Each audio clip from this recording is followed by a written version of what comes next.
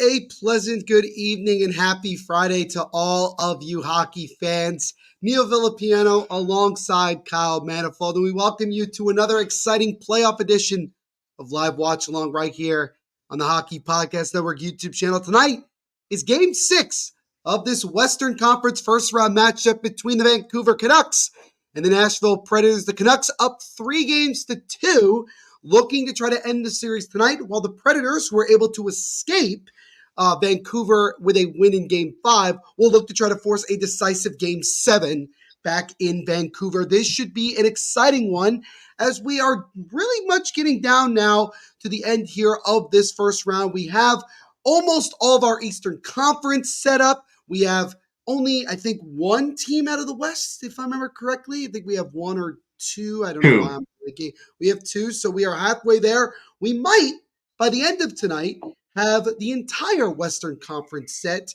as the Golden Knights and the Dallas Stars Game 6 is later on tonight at 10 p.m. Eastern.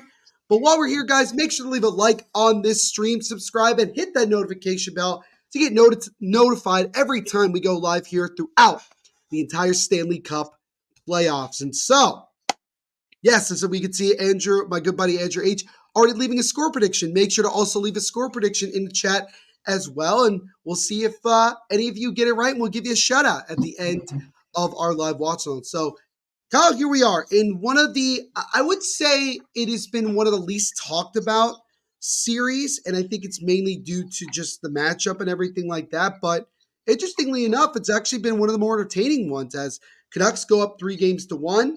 Despite the injuries to Thatcher Demko, they went to their third string rookie goaltender. They had both their minor league goaltenders suited up in I think it was Game 4, it might have been, or Game 5, it was Game 4. And despite all that, they go up 3-1. They lose Game 5 at home, so they have to come back to Nashville, or Smashville, as they call it down there. And I think we're in for a good one here tonight. Should be 3-2 Nashville at this point, considering what happened in Game 4, but that's here nor there. I was a little upset, but that's okay. I kind of like going back to Game 5. I had a funny feeling we would kind of be here for Game 6. I don't know why. It just feels like it's one of those series that wouldn't go 5 games, right? Mm-hmm. So I'm not surprised we're at this point. I am surprised Vancouver's leading this series, though, but I mean, again, that's here nor there, and it looks like their third stringer's back in net tonight, so he's about to be tested. If you think about it, really, he's going to be tested for the first time. DeSmith was he played Game 4. He did, I believe. He played Game 4, so this is going to be his second time here on another big moment here. But I give him credit; he's played really well for the Canucks in the past 2 games. Hasn't shied away from the moment, and all the pressure back on Nashville, but I think this is exactly where they want to be. They want to be at home. They want to be here for Game 6, taking it one game at a time here. They want to be in front of their home crowd because they feel like, and Ryan O'Reilly was saying it beforehand too, that they knew they played really well both games at home, and they didn't get the results both times. And, they're going to get a chance to redeem themselves tonight. I think Nashville fans are ready to go. I think it's going to be a big one here in Game 6. I like Nashville's way if we're talking predictions early on. I think this goes 7 games. I'm staying away from Vancouver. I know you might not, considering the jersey. I think and even considering like how low it's been these last couple of games, even yesterday's Leaf game and past games too, I feel like it could be another low-scoring game tonight as well too. So I still say Nashville wins, but I'm going to say in a low-scoring one, I think it's going to be 2-1. All right, and again, Artis Silvis, I hope I said that correctly, is the starter for the Vancouver Canucks tonight.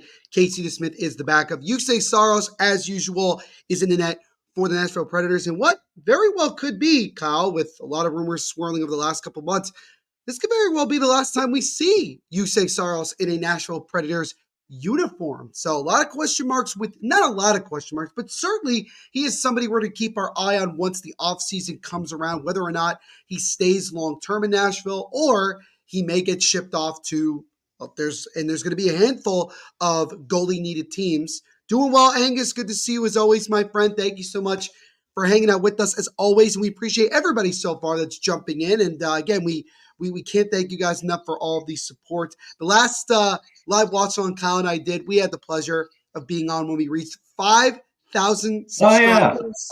That was last week because this is the first game we've done in a while. That's right. Yes. So but we are here for this one. In terms of me, I mean, granted, I am wearing this Canucks jersey, but I'm not going with the Canucks tonight. I agree with you that I think Nashville's going to force Game 7. I had the Predators as a sneaky team that could make a run in these playoffs. And granted, they still got to win 2 games and win this series. But at the same time, I think they're going to win this one low scoring. I'm going to go with a 3-1 win with an empty netter for the Nashville Predators. It's going to be a low scoring one. It's going to be a good one. And also, it should be mentioned, we have a couple of players and coaches that have been named finalists for respective awards. Quinn Hughes of the Vancouver Canucks named a finalist for the Norris Trophy, and Andrew Burnett, for the second time in 3 years, has been named a finalist for the Jack Adams Award for Coach of the Year. So the question your feelings at all. The question is, will he win it this year? I don't know. It's going to be tough. It's going to be interesting. I bet you wish. I bet you wish Andrew Burnett was a head coach. Well, that's kind of from the Devils' perspective, and as most people know, I do cover the New Jersey Devils here on THPN, Devils State of Mind. Make sure you guys go check it out.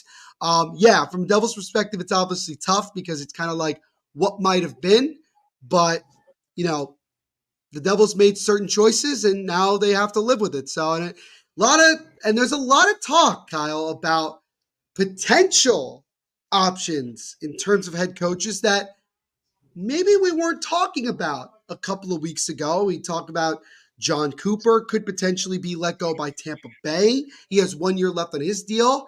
You have potentially Mike Sullivan. That name has come up a lot, but I think even though they did fire Tom Reardon earlier today, their assistant head coach, it's possible that he could be on his way out. However, his new contract extension kicks in to start next season. So there would have to be some juggling there if it ends up being that case. But the name that comes up that really was interesting, and granted, things have kind of calmed down over the last 24 hours, is Carolina Hurricanes head coach Rob Brind'Amour. And there's been reports about the owner of the Carolina Hurricanes rescinding the original offer for Rob Brind'Amour to stay on as the head coach. And it might be a wild offseason in terms of just maybe some head coaches that we didn't think would be on the market could potentially be on the market. I think it'll be interesting if Carolina doesn't win against the Rangers in round 2 coming up. If they don't, then questions will arise, because then you wonder, how many more chances are the Hurricanes going to get, right? This is seemingly a better roster that they've constructed even compared to last year, right? There are no excuses anymore for this team to now go on a run here. So I don't think it's crazy to say that this is the biggest series up to date since their Stanley Cup run back in 2007. 7. Yep. 7. Thank you. 6. Thank you. Yeah. 06. So you can make an argument. I think this is probably their biggest series since that point, right? Because you know that you have a team that doesn't have any excuses anymore, that can really go on a run here, and you got to go up against New York, in the next round. So it's a big test, and then you wonder if they can't get through what happens with Brind'Amour, like you just mentioned. And we'll talk about a lot more of that in detail as the night goes on here, but we are just about ready to get underway in this one. You guys still have plenty of time to leave your score predictions in the chat. You have until the beginning of the third period to put it in. So we will see. Will the Vancouver Canucks end this series and move on to round 2, which I believe Kyle mentioned before? The winner of this series will take on the Edmonton Oilers, who 2 nights ago were able to knock out the Los Angeles Kings in 5 games. Or will the Nashville Predators at home find a way to come back from down 3-1 to tie the series up and force a Game 7? What's going on, Stefan? Thank you. Much appreciated. Much love there over in Sweden. We thank you so much, man. Make sure to leave a like and subscribe if you haven't already. Really does help out the channel. So here we go, guys, as both teams are at center ice, just about ready to get underway in this one. The guy I'm keeping my eye on for Vancouver tonight is Elias Pettersson. I think he's due to have a big game tonight, and we'll see if he could do that here. So here we go. And we are underway in Nashville here for Game 6 between the Canucks and the Predators here. And As I always like to ask in the first couple of minutes or so, Kyle, in every game that we do, what are you kind of looking for from both teams here as we get underway with Nashville taking a shot that gets blocked? I'm glad you asked it because they showed before the game started specifically. My guy to watch tonight is actually going to be UC Soros. So I think it's very interesting, right? Ooh. And they were showing comparisons with him and Pekka Rinne back in the day. And sometimes what you don't mention is that he's very good behind the net, right? A lot of the times when, especially they're showing in Game 5, when the puck was going into the zone, right, and starts to go behind the net, wrap it around the board. Soros is always right there, stops the puck. He's looking for his man. Right, he's looking for his man or trying to get it out right as quickly as he can, just like what Pekka Rinne used to do back in the day. So, Danelle, what's going on? And so I'm curious again, like just how he plays behind the net. Is he going to play safe? Is he going to take a little bit more risks tonight? I'll see how it goes. And then on Vancouver side of things, you just mentioned it with Pettersson, man. Like, you had a lot of people calling him out. Now's the time to step up in these big moments, and he's got to produce tonight. I think from Nashville side, because I didn't give like a guy for Nashville. Not really a guy that I'm keeping my eye on, but I just have like a hunch. Sometimes I just have a hunch. I feel like Gustav Nyquist might be due for a good game tonight. I don't know, but it's kind of Okay. interesting. He's someone to keep my eye on. Again, Artis Silovs, Yeah. Silovs is the starter for the Vancouver Canucks. He went 3-0-1 in the regular season in his short time. So that is so he certainly has some sense, and he played well in Game 4 and helped the Canucks get a win. Danelle, also, what's up with you wearing a Canucks Reebok jersey? I don't know. I just wanted to change it up. I know I've been wearing the suit and tie and everything like that. Do you want to show the people who's on the back of the jersey? So, I mean, I'll try here if you guys can do it. see it. I think A little more. You got her. Nailed it. So, yeah, Burl Luongo on the back. It's actually my brother's, but I'm wearing it tonight. And I don't know. I just thought I'd change it up a little bit to the distaste of Kyle. You guys should have seen his reaction when I first jumped on today. Should have seen what I sent to on Twitter today. Me just watching Vancouver. I hope it falls apart, man. I really do. I really, really do. So you got to give us a little bit more context, or maybe some new people here, as to why you're hoping Vancouver does not win this series, and certainly not win tonight. Well, being a Flames fan, okay. Let's start with that. You go back to the trade with Lindholm. We have their first round pick. It'd be nice if they lose in the first round, because then we take their first round pick. It's a nice early-ish, maybe early 20s. It's a nice pick. It's still nice to be around. So you have that at your helm. And really overall, I think it was just frustrating. Like, don't get me wrong, like Nashville deserved to lose game. Reason can't finish it. You let them right back in. You let them score 2 goals in 2 minutes, and then quickly lose in overtime in a minute. You deserve to lose that game. Like, that part of me wasn't bothering me. What bothered me is that everybody on Twitter all of a sudden, specifically Canucks fans, going, "Oh my God, we just won the Elias Lindholm trade because he got the OT winner," right? And I go, well, the reason why you get a guy like him and you trade away 5 key assets, 5 assets in general, is so that you can go on a deep run, not to win a playoff overtime game early on in the first round in Game 4, right? You want this to make sure you go on a deep run. So, it's still too early to say, right? He's still, in my eyes, a rental player, and you got to see how far they go. I think you make a lot of really good points, and I think Nashville, you got to look at it and say you got to be kicking yourself in the last game that you played here at home. I mean, having a commanding lead, looking like you were well on your way to a big win, and then just let it go. And especially because you found a way to win Game 5 in Vancouver. I mean, like you said, it could easily be 3-2 Nashville with the Predators in the driver's seat to advance to the next round. But now they're in a situation where they're fighting for their lives here and trying to force a winner-take-all Game 7, which, it would be nice to get a couple of more, because there's been a lot of one-sided series that we've seen so far here in the playoffs. We're going to get Game 7 again between the Boston Bruins and the Leafs. And we all know it was all just setting up for the Leafs to come back once again from down 3-1 to only drop the ball in Game 7 and lose in Boston. Can I say that game last night was the worst game of the playoffs this year? That was terrible. Like, it was bad from Boston's side for sure. The Bruins were awful. I didn't think the Leafs were that impressive either. No, it's just William Nylander. No, it's just William Nylander. Well, Nylander, I thought actually, and you know what, Joseph Wool played really well, but Swayman actually didn't play that bad either. Boston just all around. Swayman was the only one that stepped up. I felt like he's not the reason they lost, and I think the interesting thing is think about what Jim Montgomery, the head coach of the Bruins, said after losing that game last night. He called out David Pastrnak, who has really not done much of anything. He scored, I think, one goal in this entire series. And we've talked about, your best players need to be your best players. And early on in the series, it kind of looked like the Bruins were starting to do that. Back half of the series, with Austin Matthews out, you have other guys that have stepped up. William Nylander, Mitch Marner, I think, has a 3-game point streak. And I give him credit that he's been able to find himself back in the day. Wow, okay, a little pushing and shoving. His suitor gets thrown down on his neck after Lazan threw him down there. But so let me ask you this real quick, so we can get off this subject here. Do you think if Boston doesn't come away tomorrow night, that's unfortunate. I have my beer. I could get some later when we're not. Okay. Do you think if Matthews doesn't play Game 7 and the Bruins lose, is that a bigger collapse than last year's? Oh, and the Bruins lose? The Bruins, yeah. It's a good question. No, I would say no. And the reason why I say no is because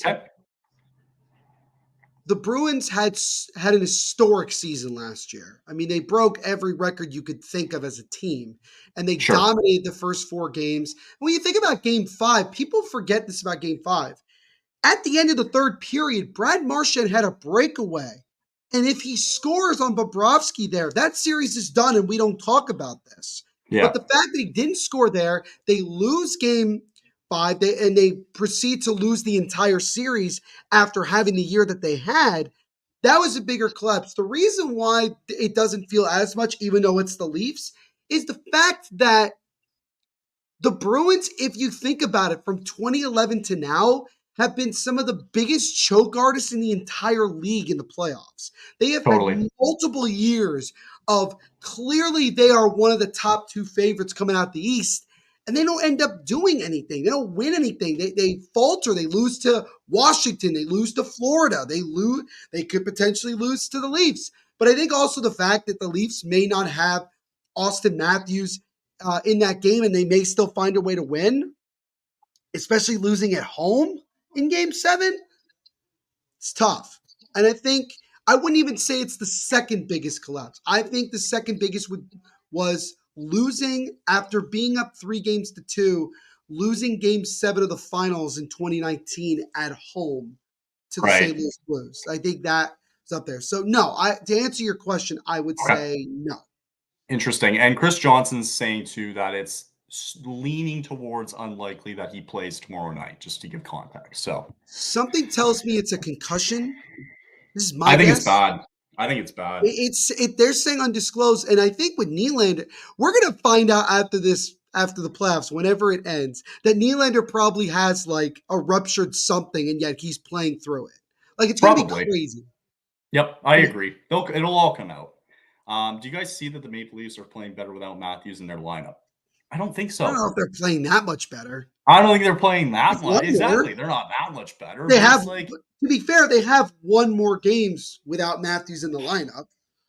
In their last 2 games, they scored 2 goals. That's true. If anything, it's Joseph Woll playing better. Even with or without Matthews in the lineup, it doesn't make a difference. It didn't make a difference at all. Like they've scored only two or less goals in like 10 of their last 11 playoff games. And we called one of the games where they scored more than 2 goals. Exactly. Chris Simmons saying the bigger argument would be 2023 Bruins or 2019 Lightning. Ooh. I'd still lean to 2019 Lightning if we're going for that. Because look, the Blue Jackets got knocked out in the next round. It wasn't like they went on a deep run. At least the Panthers went to the finals. Right. And sorry, I got distracted. Brock Besser. Yeah, I know. Brock Besser had an open net, shot it high and wide. He had the opening there on that one. As Quinn Hughes walking the line here, wraps it around the boards to Besser. Besser now feeds it over to the right side, gets top of the point over there. Now on the right side, holds, still with it now, top of the point to Roenick. He takes a shot. That one gets blocked in front before it got to Saros. Predators get to it, and they'll just get it out of the zone here. And so I'd say so far here as we get a high sticking, either I think it might be a penalty. Besser was slow to get up. And I think we potentially, or maybe it was just knocked down. The puck was knocked down with a high stick. But nonetheless, here, just about almost 7 minutes into the contest, still no score here in this first period of Game 6 between the Canucks and the Predators. Just stoppage here from high sticking. That's all. Right, stoppage here for just puck getting knocked down with a high stick. So don't mind me either. I'm just gonna go in. I like it. Going back to Chris Simmons, bringing this up before we had to cut to the action. I would say the Lightning, because again, the Blue Jackets, well, they did have a lot of talent, right? They had Bobrovsky at that time. They had Artemi Panarin. They had Josh Anderson when he was good.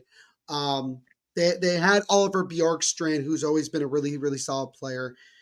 The reality is that the Blue Jackets got knocked out in the next round. It wasn't like they went to the conference finals or even the Stanley Cup finals. At least the Panthers, no, you're good.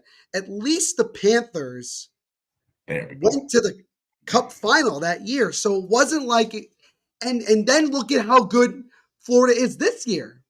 So was it really a fluke? Not really. So I would lean towards 2019 Lightning on that one. Yeah, I'm going to agree with you on that. Also, I don't know. How did they not score there, Neil? Tell me how it happened. How did they not score? Well, it's because Brock Besser hit the net, just not shooting the puck into. Do you want to show Dylan your? I know you're probably turning around again. Yeah, no, I'll turn around again. Yeah. I'll turn around again. There you go.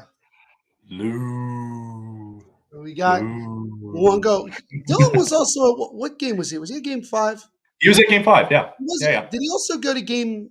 He went to another one, right? With the 2. Dylan, did you go to 2 or just one game? I could have sworn you went to 2 games. I know he was at 5. He was definitely at 5. I saw his Instagram. I saw his Instagram story. He posted on his Instagram story for the first time in God knows how long, and it was at Game 5. So I can confirm that. That was pretty cool, though. I like the story, though. That was pretty cool. Yeah, no, that is very cool. As now here comes Gustav Nyquist with a breakaway. He takes a shot, but he gets his stick lifted before he can get his shot. Predators still with the puck now. Stops Forsberg. Left side now.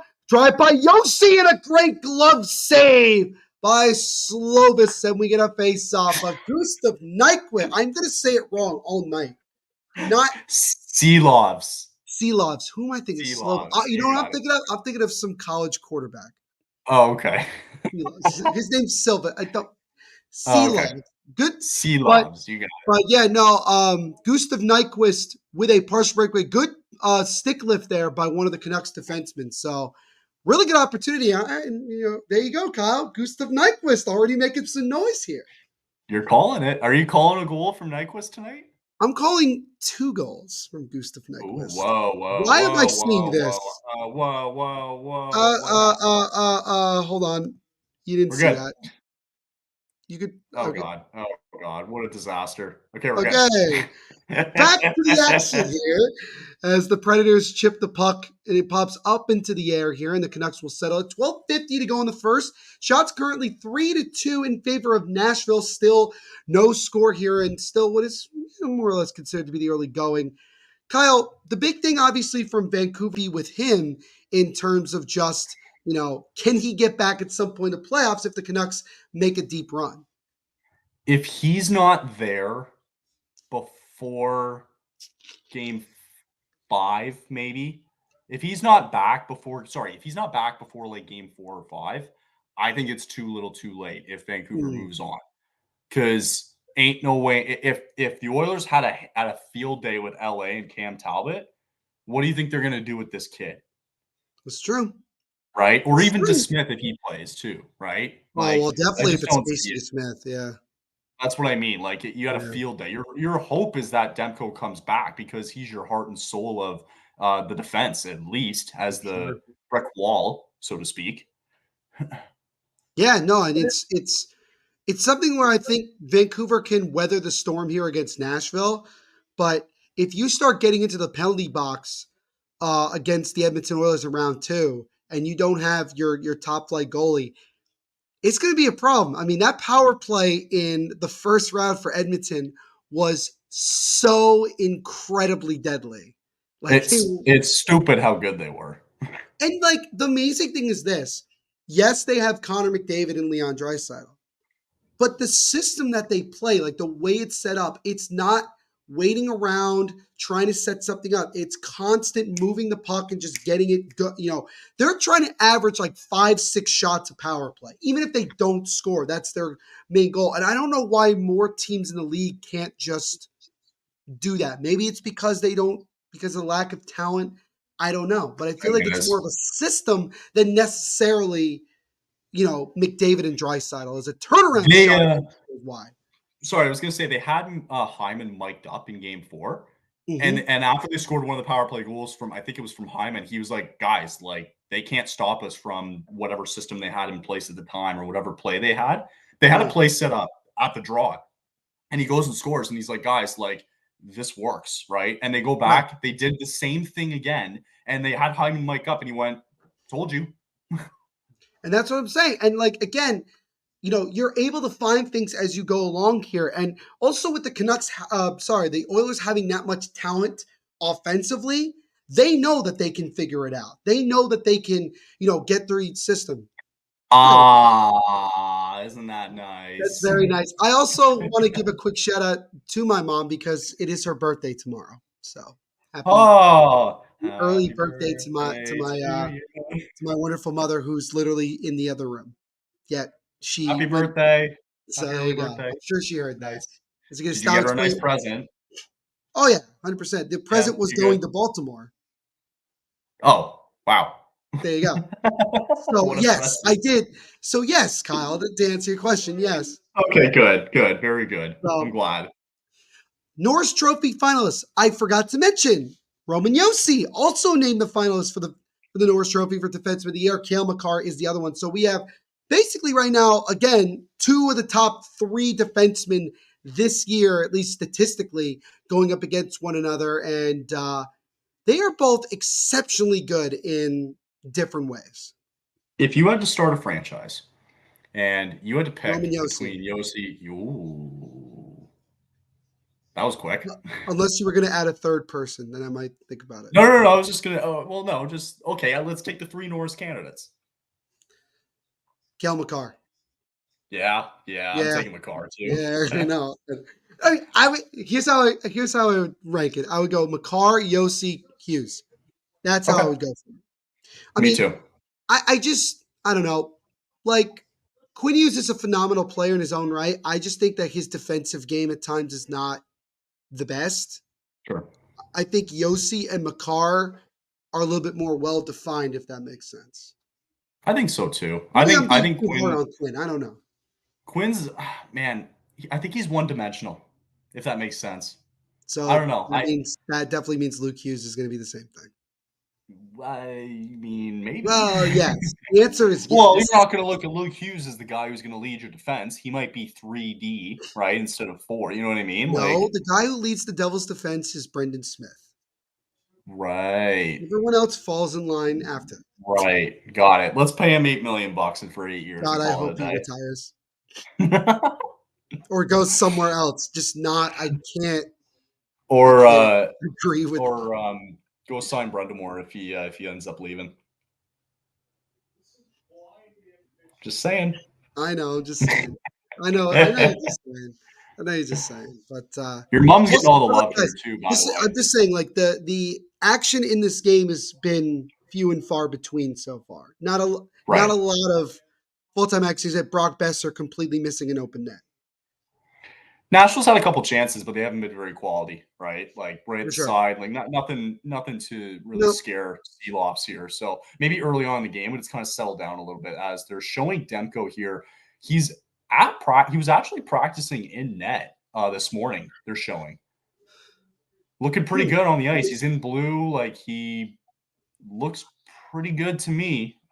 Still testing it out. I mean, I think that's DeSmith on the bench, if I'm not mistaken. So Demko looks okay, man. And I got to tell you, if he's even maybe 80% healthy, he plays. I think he plays for sure. He plays game 7. It wouldn't surprise me. But I don't know. I mean, if Seeloffs has another good game and the Canucks lose, and you have an idea that Demko can come back, it'd be interesting to see what they do. That is with your season on the line, right? Yeah, for sure. What would you do? What would you do?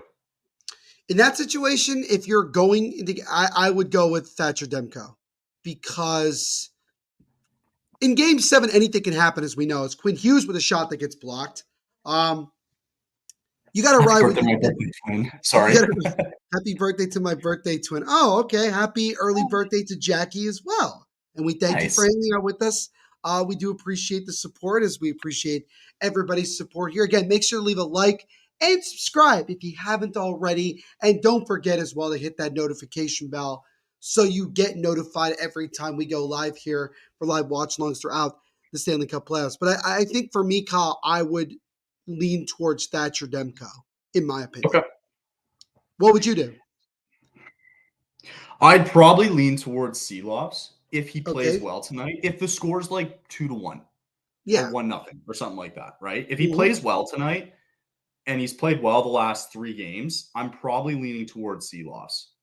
All right, so there you go. I don't like because what are the odds that Demko all of a sudden tears his ACL again and now he's out for 6 to 8 months or whatever? Yeah, like that's the thing, right? Like, do you really want to risk that injury again? And might hurt you long term. It certainly could. As now the Predators come in with an opportunity, backhand try, and that one gets stopped by Seelovs. I feel like I want to call him Seal like the rest of this game. The Seal. Just the Seal. As now Garland feeds it over and just out of the reach there, as the Canucks are trying to keep it in the zone right now. And now they'll slow it up here and wrap it around the boards as Shen gets it all the way down to Evangelista as he feeds over left side. Nice feed again, but just out of the reach of his teammate there. Oh, he had a step, but a good stick lift there and actually knocked the stick out of his hands. Good job by Vancouver, and a big time hit by one of the Canucks players on Nashville right in front of both benches. And Pedersen dumps it into the right corner here with 7:45 to go here in the opening frame. Now, Canucks player gets knocked down. Both teams continue to fight along the boards here in the right corner. Now goes all the way over to the other side, where Nashville will get to it, and they'll flip it out. And now they look to try to come the other way, but the Canucks get to it first. So there seems to be a lot of play, mostly in just terms of the puck being near each other in both teams, like blue line. Both teams are not letting these guys, their opponents, kind of carry it in, is what I've seen so far here in this first period. Also, did you see the ref have the stick? I did see that before. Yeah, I guess. Give it to him. Give it to the ref. See what he does. Give him a shot. Let him take one shot. If it goes in, it goes in. If it's not, well, it wasn't meant to be, and that's why he's a ref. As now a shot here from Nashville, and that one is stopped by Seelovs, and the Canucks will dump it back into the Nashville zone here with 6:48 to go in the first period. Canucks have been stuck at 2 shots for the better part of the last 8 or 9 minutes, Kyle. Haven't really gotten a whole lot at UC Saros here so far. I mean, it's only going to take one, though. We saw it from Boston in Game 5, where they had 2 shots on goal and they had 1 in, right? So I feel like the shot department isn't – I think it's been taken a little bit out of proportion outside of the Boston series. Where, Winnipeg against Colorado. Right. Like, that's what I mean. You can take, like, that's the thing. I don't know, maybe for the odd series here or there now, but I think what the panels have been alluding to recently, like on TNT and Sportsnet here, is the special teams have been phenomenal this postseason so far in the first round specifically. Like, being on the power play means that your percentage of going up 1-0 or whatever, getting a goal is huge because of the success that you're seeing a lot of these teams having early on in the postseason.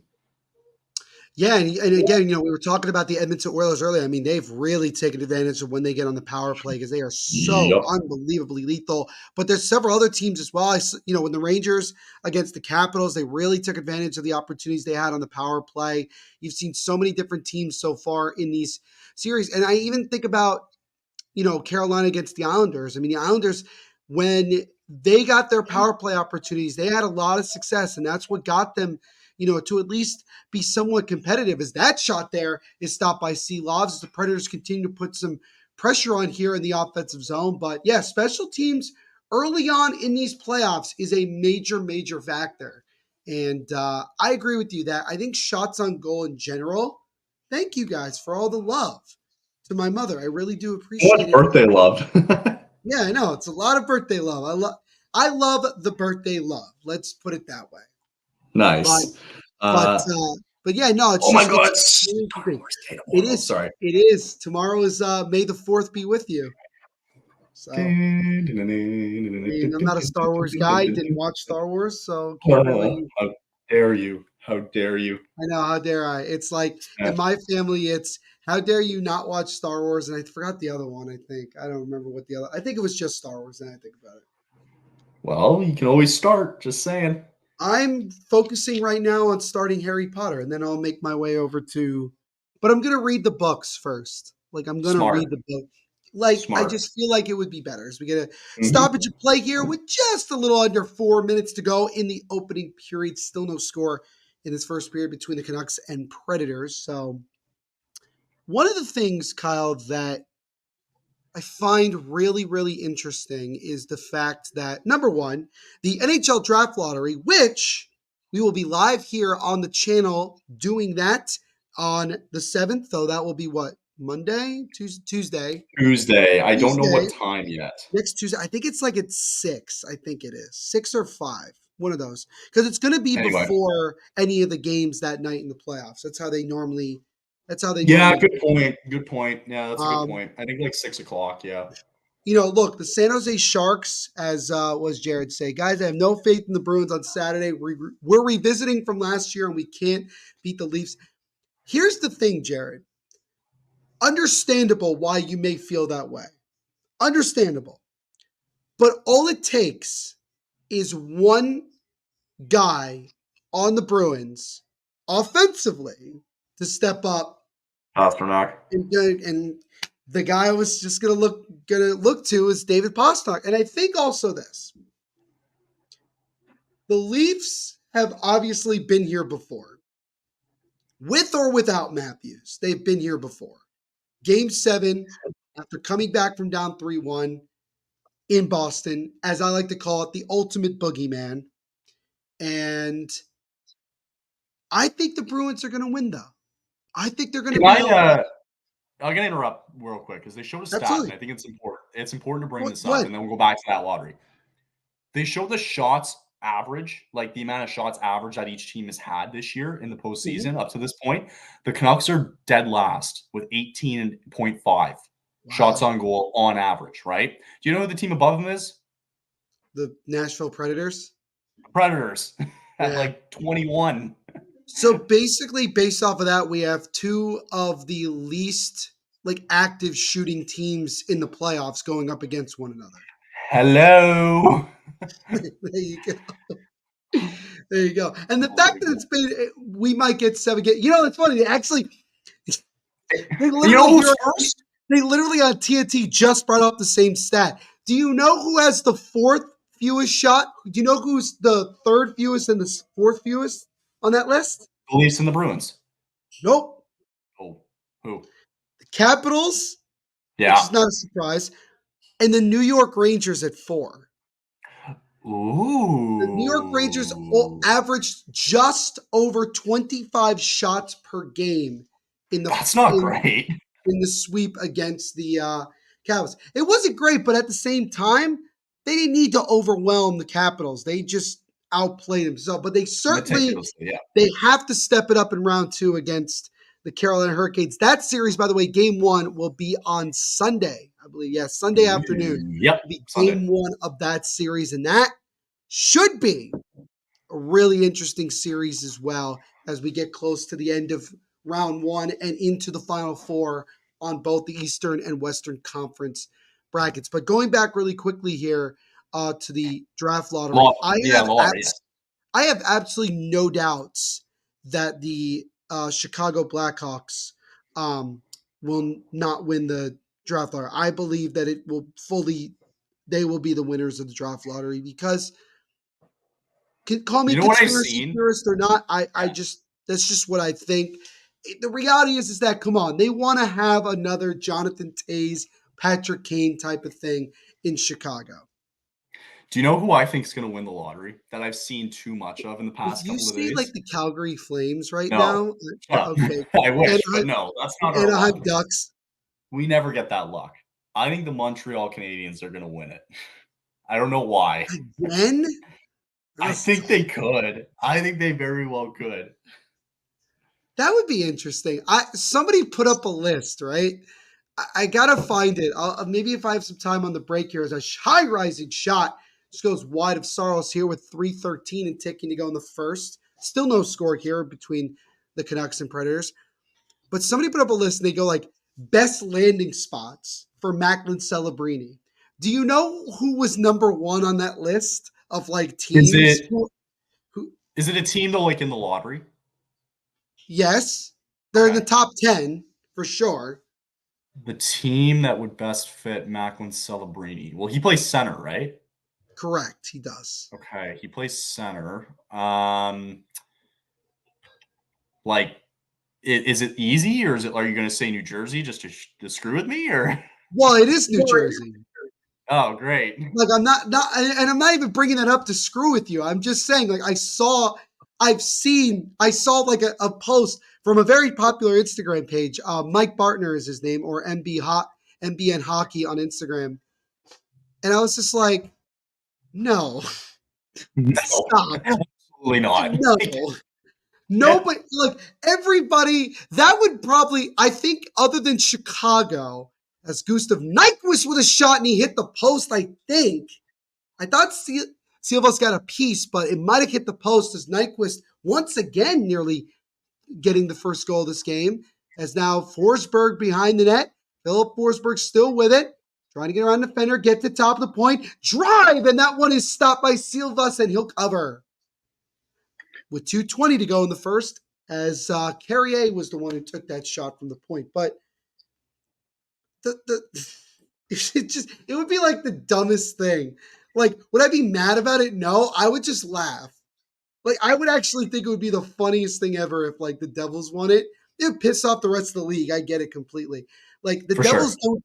I've said this, and coming from someone who covers the team and is a fan, the Devils don't deserve anything. Like winning like nothing. They don't. Like just being honest. Like it's stupid if they Neither even did Chicago. Chicago would be worse in my opinion. Okay. Just being honest, because it would be very obvious why it's Chicago. Montreal, maybe not as much. Another fun thing I should mention is Macklin Celebrini's dad works for the Golden State Warriors in the NBA. So, Oh yeah. if he gets to go to San Jose, he lives near his dad for a good amount of time. Good for him. Good Great. amount of time, I mean like 3 years. Right.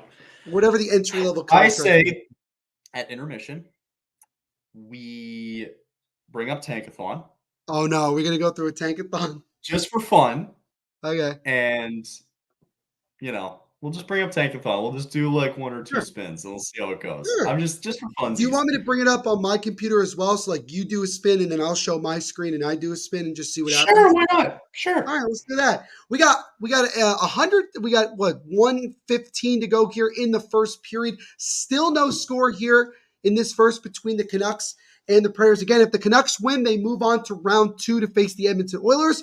If the Predators win, they force Game 7 back in Vancouver. And we know, as we all know from past experience, if the Canucks were to go on and blow a 3-1 lead and lose Game 7 at home, the city of Vancouver is not going to survive the night. I don't think so. That's the way You already saw people climbing on statues on Game 1. That's a fair point. They're showing a clip here on TNT. I got the TNT broadcast. Rick Tocchet was having a long conversation with Elias Pettersson here. And, Elias Pettersson, he's got that long-term deal now. He's, is it fit? This is a good question for you, Kyle. Okay. Is Elias Pettersson the face of the Vancouver Canucks at this point or no? Well, you paid him the money. He better be. I'm just saying, you got Quinn Hughes as well. Is he? And What's his deal? Is he signed long term or I don't think what's he his is deal? yet. I don't think so yet. I thought he did though. I might be mistaken. I think he actually did get paid. Where's Dylan when you need him? This is where's what's his name? He comes in like late every game, but yet Connor. Where's Hughes Connor is Cahill? here. Where is Sorry, Connor he's here Cahill as till well? I'd like to know. so Quinn Hughes is here until the 2028 end of that season, Got 2027, it. 2028 season at Right. 7.8 million. Dang. Dang. That's still a lot of Yep. money. So, but I mean, that's what I'm saying. Like Pettersson's Yeah. getting paid, I think, 11, right? So Right. he better be your guy. For sure. Absolutely. Just Absolutely. saying. 1 second to go here in the first period. Brock Besser with a shot from the point that was gloved and covered by Yusei Saros. So the Canucks with a little bit of pressure here at the end after starting off a little bit. And again, Yusei Saros is a guy that there will be a lot of talk about him once the offseason comes around. Will Barry Trotz and the Predators sign him long term, or will they ship him off and give Yaroslav Askarov the full reins moving forward? As again, I think a lot of people expect the tandem next year to potentially be Askarov and Kevin Lankinen, who I forgot was still in the league till recently, That's right. which he's always been a Ooh. solid goaltender. At least that's the way I look at it here. Is got 1.4 to go in the first. We'll have one more face off here, and we'll see if the Canucks can maybe surprise Saros and try to get something right at the buzzer. Face off to the right of Saros here, and that one is face off was won by the Canucks, but they're going to run out of time, and that'll do it for the first 20 minutes of play. So shots were fairly even. I think chances more or less were fairly even. And we have an even score of 0-0 after 20. So really quickly, Kyle, your thoughts from both sides after the first 20 minutes of this one. I thought Nashville came out strong. I thought they created chances early on, kind of tested Seeloffs, tried to screen him a little bit. On the other side of the coin, I think he's played really well, Seeloffs, for Vancouver. I think he stood tall. I don't think he's afraid of this kind of moment. He's played really well, and so far, I kind of like my score prediction so far being 2-1. I think it's gonna be a low-scoring game, and it wouldn't surprise me how big this first goal really could be. For certain. So we'll talk about all of that and more here as well. We have a very fun first intermission report for you guys. A little bit of tankathon as well. So you guys want to stick around. But before we get into that, we're going to step aside for the first time tonight to get a word from our sponsors.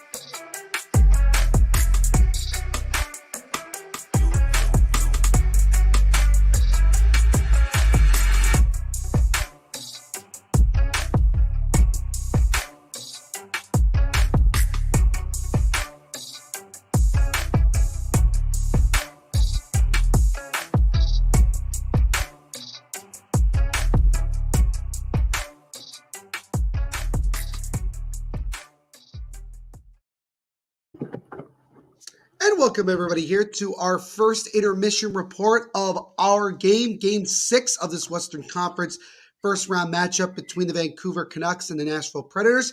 And after 20 minutes of play, a couple of decent chances from both teams, but no goals came about, so it is no score after 20 minutes of play. And again, as Kyle mentioned before we went to break that the Predators started off pretty hot. They had a couple of really good opportunities, but as the period went along, really couldn't generate a whole lot. Didn't really generate pretty much of anything. And then, the Canucks found their footing a little bit. Brock Besser had probably the best chance of either team early on in that first period. Had an open net after a nice feed through the crease from Quinn Hughes, but he shot it and hit the side of the net, unfortunately, or hit the top of the net and went out. But other than that, a pretty, I would say, Kyle, pretty quiet first period from both teams. It's been, they're just kind of testing each other out. I think both sides are playing pretty conservatively so far. One thing that they're kind of mentioning here in the break is a lot of block shots you're seeing early on, right? So Soros and Seeloffs are both seeing the puck really well because, the guys are just simply blocking shots and they're able to reset right away and get ready for the next opportunity. But other than that, just through the neutral zone, like the guys haven't really had a lot of chances here on both sides. Both defenses playing really well, not allowing each other to kind of set up in each other's zone. And we'll see who makes the first mistake come period 2. Without question. So now we got a little bit of time on our hands. We actually talked about this as we got towards the end of the first period. We are going to have a little bit of fun because we were talking about the draft lottery. We were talking about, different scenarios that might happen, maybe some surprising teams that maybe could jump and earn the first overall pick with the opportunity to draft Macklin Celebrini. And so what we're going to do is we're going to go with Kyle first. He's going to do, are we just going to do one each? Is that how we're going to go for it? Do you want to do like 3 spins each? Yeah, we'll see what happens. So we'll do 3 spins each. I have Tankathon as well on my laptop. So what Kyle will, after he shares his screen, I'll share mine, and then we can see what happens. So Kyle, here we go with your first, I guess what do we call it? Spin? Sim, spin, whatever you want to call it. Sim. Yeah. All right, so your first one is... the Anaheim Ducks move from 3-1. The Sharks and Blackhawks both drop 1 spot each. So not really any craziness there. Okay. By the way, Kyle, out of curiosity, it says for like New Jersey and Calgary, there's like a lock there. Do you know why that is up top? That is that's just the pick. It's protected. So you have a protected pick, and we also have a protected pick. Oh, okay, protect. Okay, great.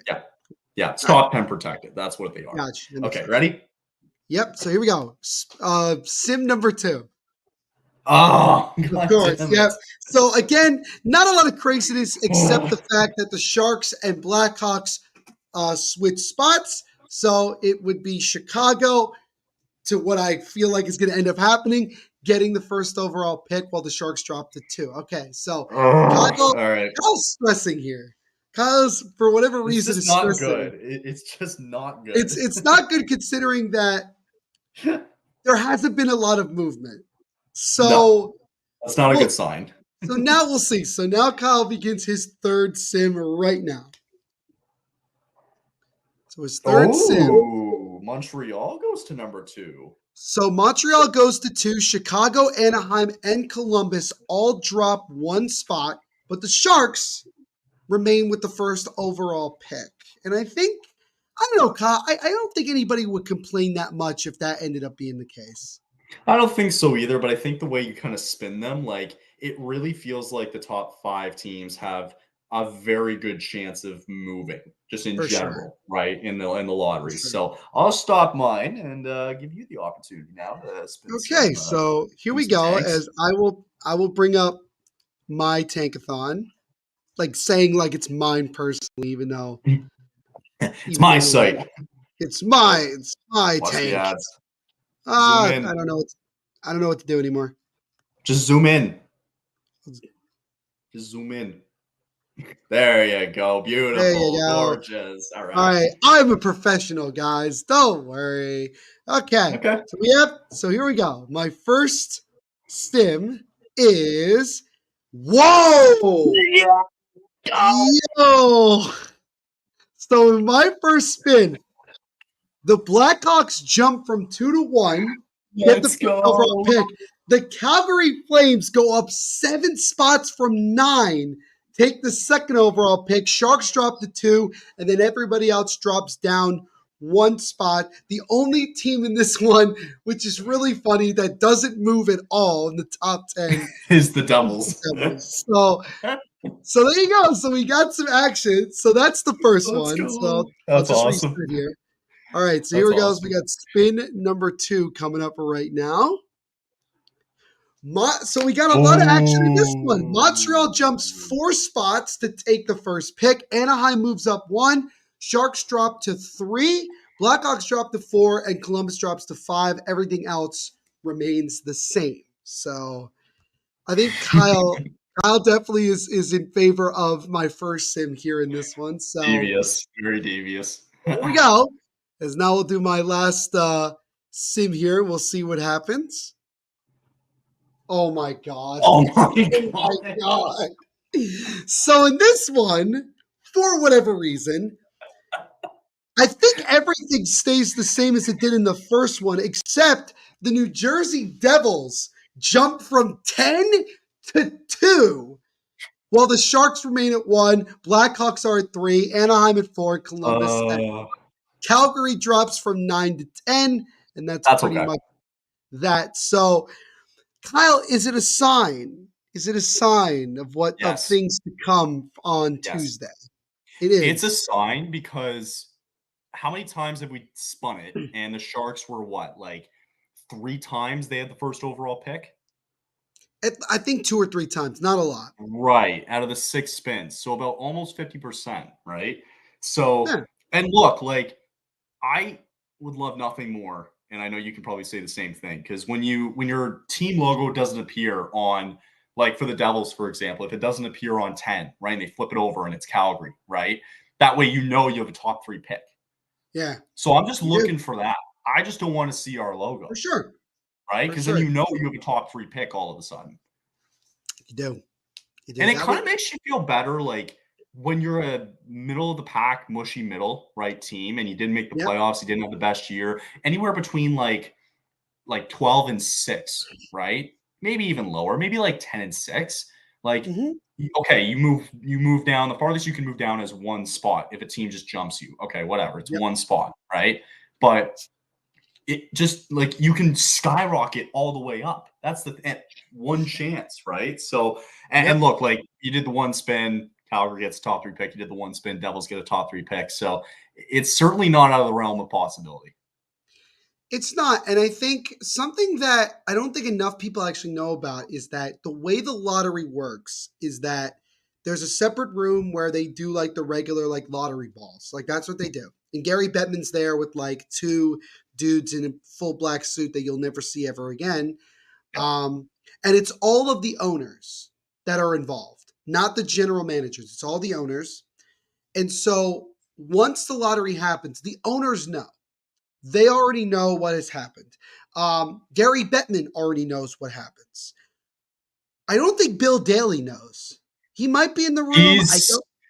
Isn't he Department of Player Safety? Bill Daly? No, Bill Daly's the assistant. No, it's not.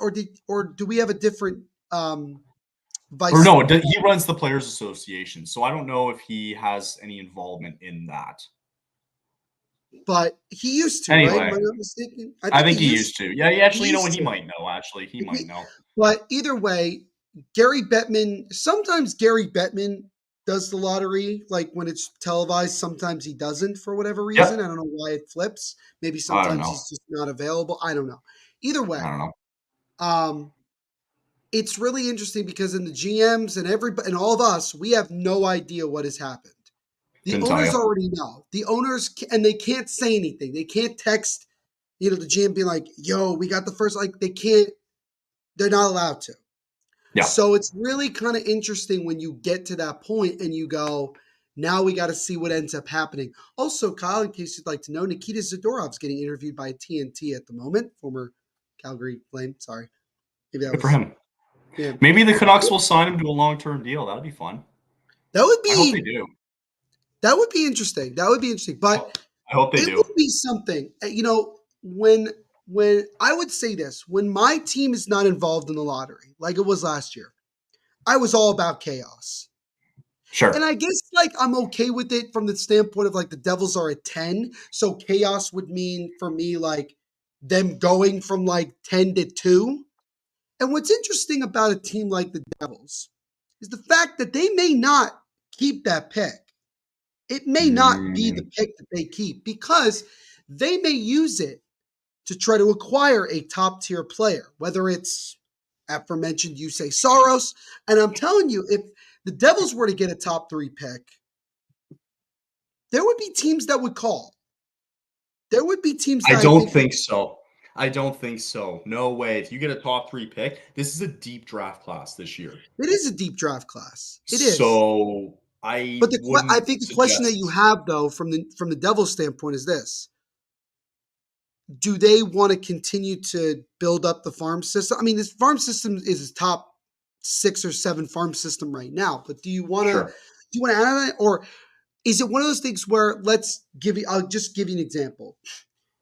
Tom Fitzgerald, general manager of the Devils, calls Barry Trotz and says, "What do you want for Soros?" Barry Trotz might look at it and go, let's say to get knocked down the first round, right? To make the playoffs when we weren't expected to, Mhm. then get the chance to draft second overall, and we don't have to pay Soros like $8 million or whatever he might be asking. Sure. I'm not saying that's the only thing that you trade. That would be hilarious if that was the only thing you ended up giving up. But I'm saying it would be interesting. I think regardless, I think if the Devils were to stay at 10, I could still see them trading that pick. I That's could the way I look see at it. it. But Sure. that's me. Do you know how crazy it could be if, let's say, the Devils stay at 10, just as an example, Yeah. and they don't draft a player maybe that's high on their list, right? And they bring him over. What are the odds they use him as a bargaining chip to get UC Soros? To get somebody, yeah, they could. Do you know what I mean? They Yeah. already know the player that they have. Hey guys, this is who we got now. Do you want him for Soros? Well, it could also be one of those things too where they may have a discussion with the Predators and say, here's what we'll do. We will draft whoever you want us to draft, and then we'll Oh, trade him. You know what I mean? that's a lot of trust, man. I'll give you, yeah, I know, but I'll give you a really interesting example of that. I'll use football as an example. If you go back to 2004, when Eli Manning didn't want to play for the San Diego Chargers, at that time, Yes. the San Diego Chargers, the Giants, who I think were at 5 or 4, I don't remember, they were a top 10, I remember. They Sure. were going to draft Ben Roethlisberger. That was their backup if they didn't get Eli Manning. They called the Chargers, and the Chargers were like, all right, look, here's what we'll do. If you drop Phillip Rivers, who we really like, we can work out a deal where we'll give you Eli Manning, and we'll take Phillip Rivers and a bunch of other stuff, and we'll do it. It's a gamble to do that because if you draft for somebody else and you don't end up making the deal, then you look like a chump. Sure. And that goes in any sport, period. So That's the thing. How much trust are you gonna really have if that's something like that would I happen, guess I right? guess from the Devils' perspective is that Tom Fitzgerald was the first captain of the Predators. He has a great relationship with Barry Trotz. Right. But again, you don't want to speculate. And also, if I'm being Well, honest, I was gonna say if I'm Nashville, I hold all the cards. I don't need to trade yeah, of Soros, course. right? Anyway, Yeah. you're saying. But if you're talking with Calgary, then you're not giving up the 10th overall pick. I'm sorry. You're just No, not to we're get not. No, no, Markstrom, no, you're no, not no, giving no. up the 10th overall pick. We're using that pick. We're And using the pick. Kyle brought this up earlier when we talked about Markstrom. It's possible if Markstrom really does want out, which from the exit interview, it sounds like he's pretty pissed off at this point, that maybe the Devils could go back. And this was only from Darren Dreger.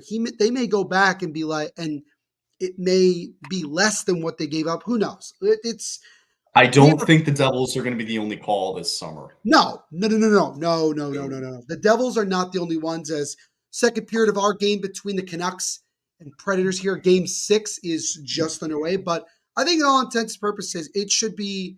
I hope for a little bit of chaos, just something, even if it's not involving too. one of our teams. I hope something happens that we go like, oh my God, I can't believe this happened. Bro, The Seattle Kraken moved from 9 to 1. No, the Utah team go to like 7. No, I can't. There's a shot there is stopped and gloved by Silvas. Get a stop here. They would do that. That's gonna happen. Oh, I hope that. I think if we rank like conspiracy theorists, whatever you want to call it, if we rank that, I think that might be actually number one. Now that I think about it, I think Utah gets the number like one. Utah, pick. something. I hope that they still haven't found a name by that point, so they could just be like the Utah Hockey Club. Oh my God, that'd be so funny. And it's not even like it, and like he flips over the card and it's just the word Utah. It's not even a logo. It's just Utah. It'll be the NHL logo and then Utah. Utah, exactly. And it's really interesting how much Utah fans, that's weird to say right now, have really embraced the team, and they haven't even played yet. Good for them. For them. Yeah, I'm happy for them. There's a good shot there is stopped by Saros. As now the Canucks still with the puck now. Garland gets it over to his teammate. Backhands over to Garland with a drive. And that one's deflected, but a good save on the left leg pad of Saros.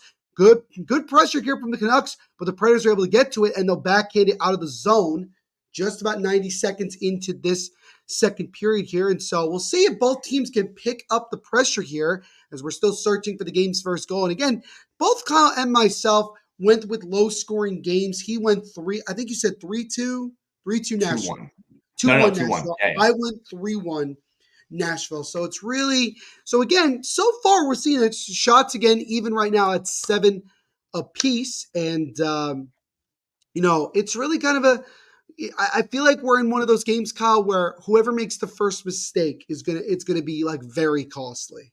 It's playoff time, man. You feel like it just feels like in this game, and it felt like in yesterday's game 6 too, that the first goal was going to be the game winner.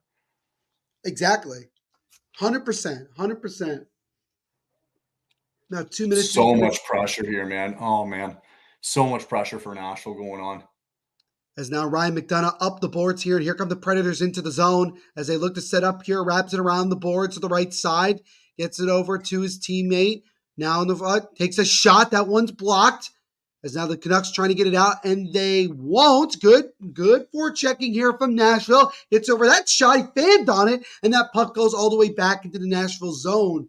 But a good setup there as now the Predators look to circle back, get back in. That one deflected over the right side, and here come the Predators again into the left corner. Stops on a dime, still with it now, gets it over top of the point. Carrier with a shot. That one might have gone through to Silvas.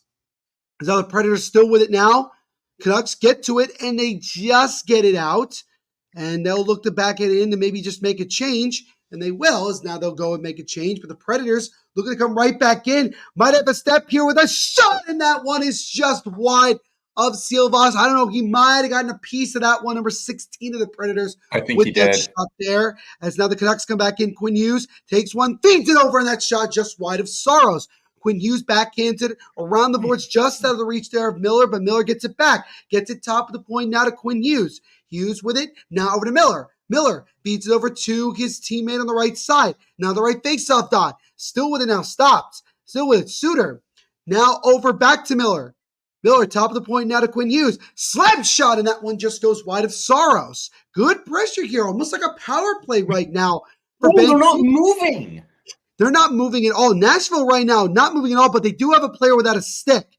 Is now Cole. He's over. That shot deflected. Scramble in front, but it goes to the right corner. Nashville desperately has to get it out. As now Miller with the puck. Miller now feeds it in front to Besser. That one is stopped. Rebound try. That might have hit the post, and Saros gets to it and covers. You're playing 5-on-5. Put some pressure on these guys. Well, this may not be a good excuse, but one of the Predators players did not have a stick, and I think that might be why there was push him off the puck. I do agree with that. As Suter was right in front, Kyle, on a rebound, but just couldn't get enough of it on his stick. He had an open net if he was able to get full control of that. Okay, maybe not the best idea to go after somebody with a stick, but still, like, Oh, and by the way, the Jason Zucker shot, it did just graze Silva. praise So it. he did get a piece. And when I looked at it again on the replay, if he doesn't get a piece, that puck may be in the back of the net. Man, Canucks are playing first to the puck here, man. All battles so far, they're just first to the puck. Not a lot of pressure. They got loads of time to set things up here. Just nothing going right now for Nashville. Like they're just playing. They're playing too sat back here. Predators definitely got to find a way to get it out of the zone. I think that's the first thing they got to do to turn this around. Canucks still with good pressure on the forecheck here as they get to it now behind the net.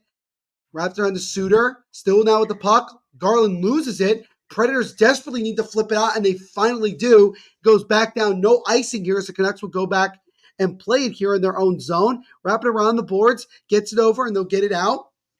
And now the Canucks right back in here. Opportunity, but a good stick lift there. Canucks still with it.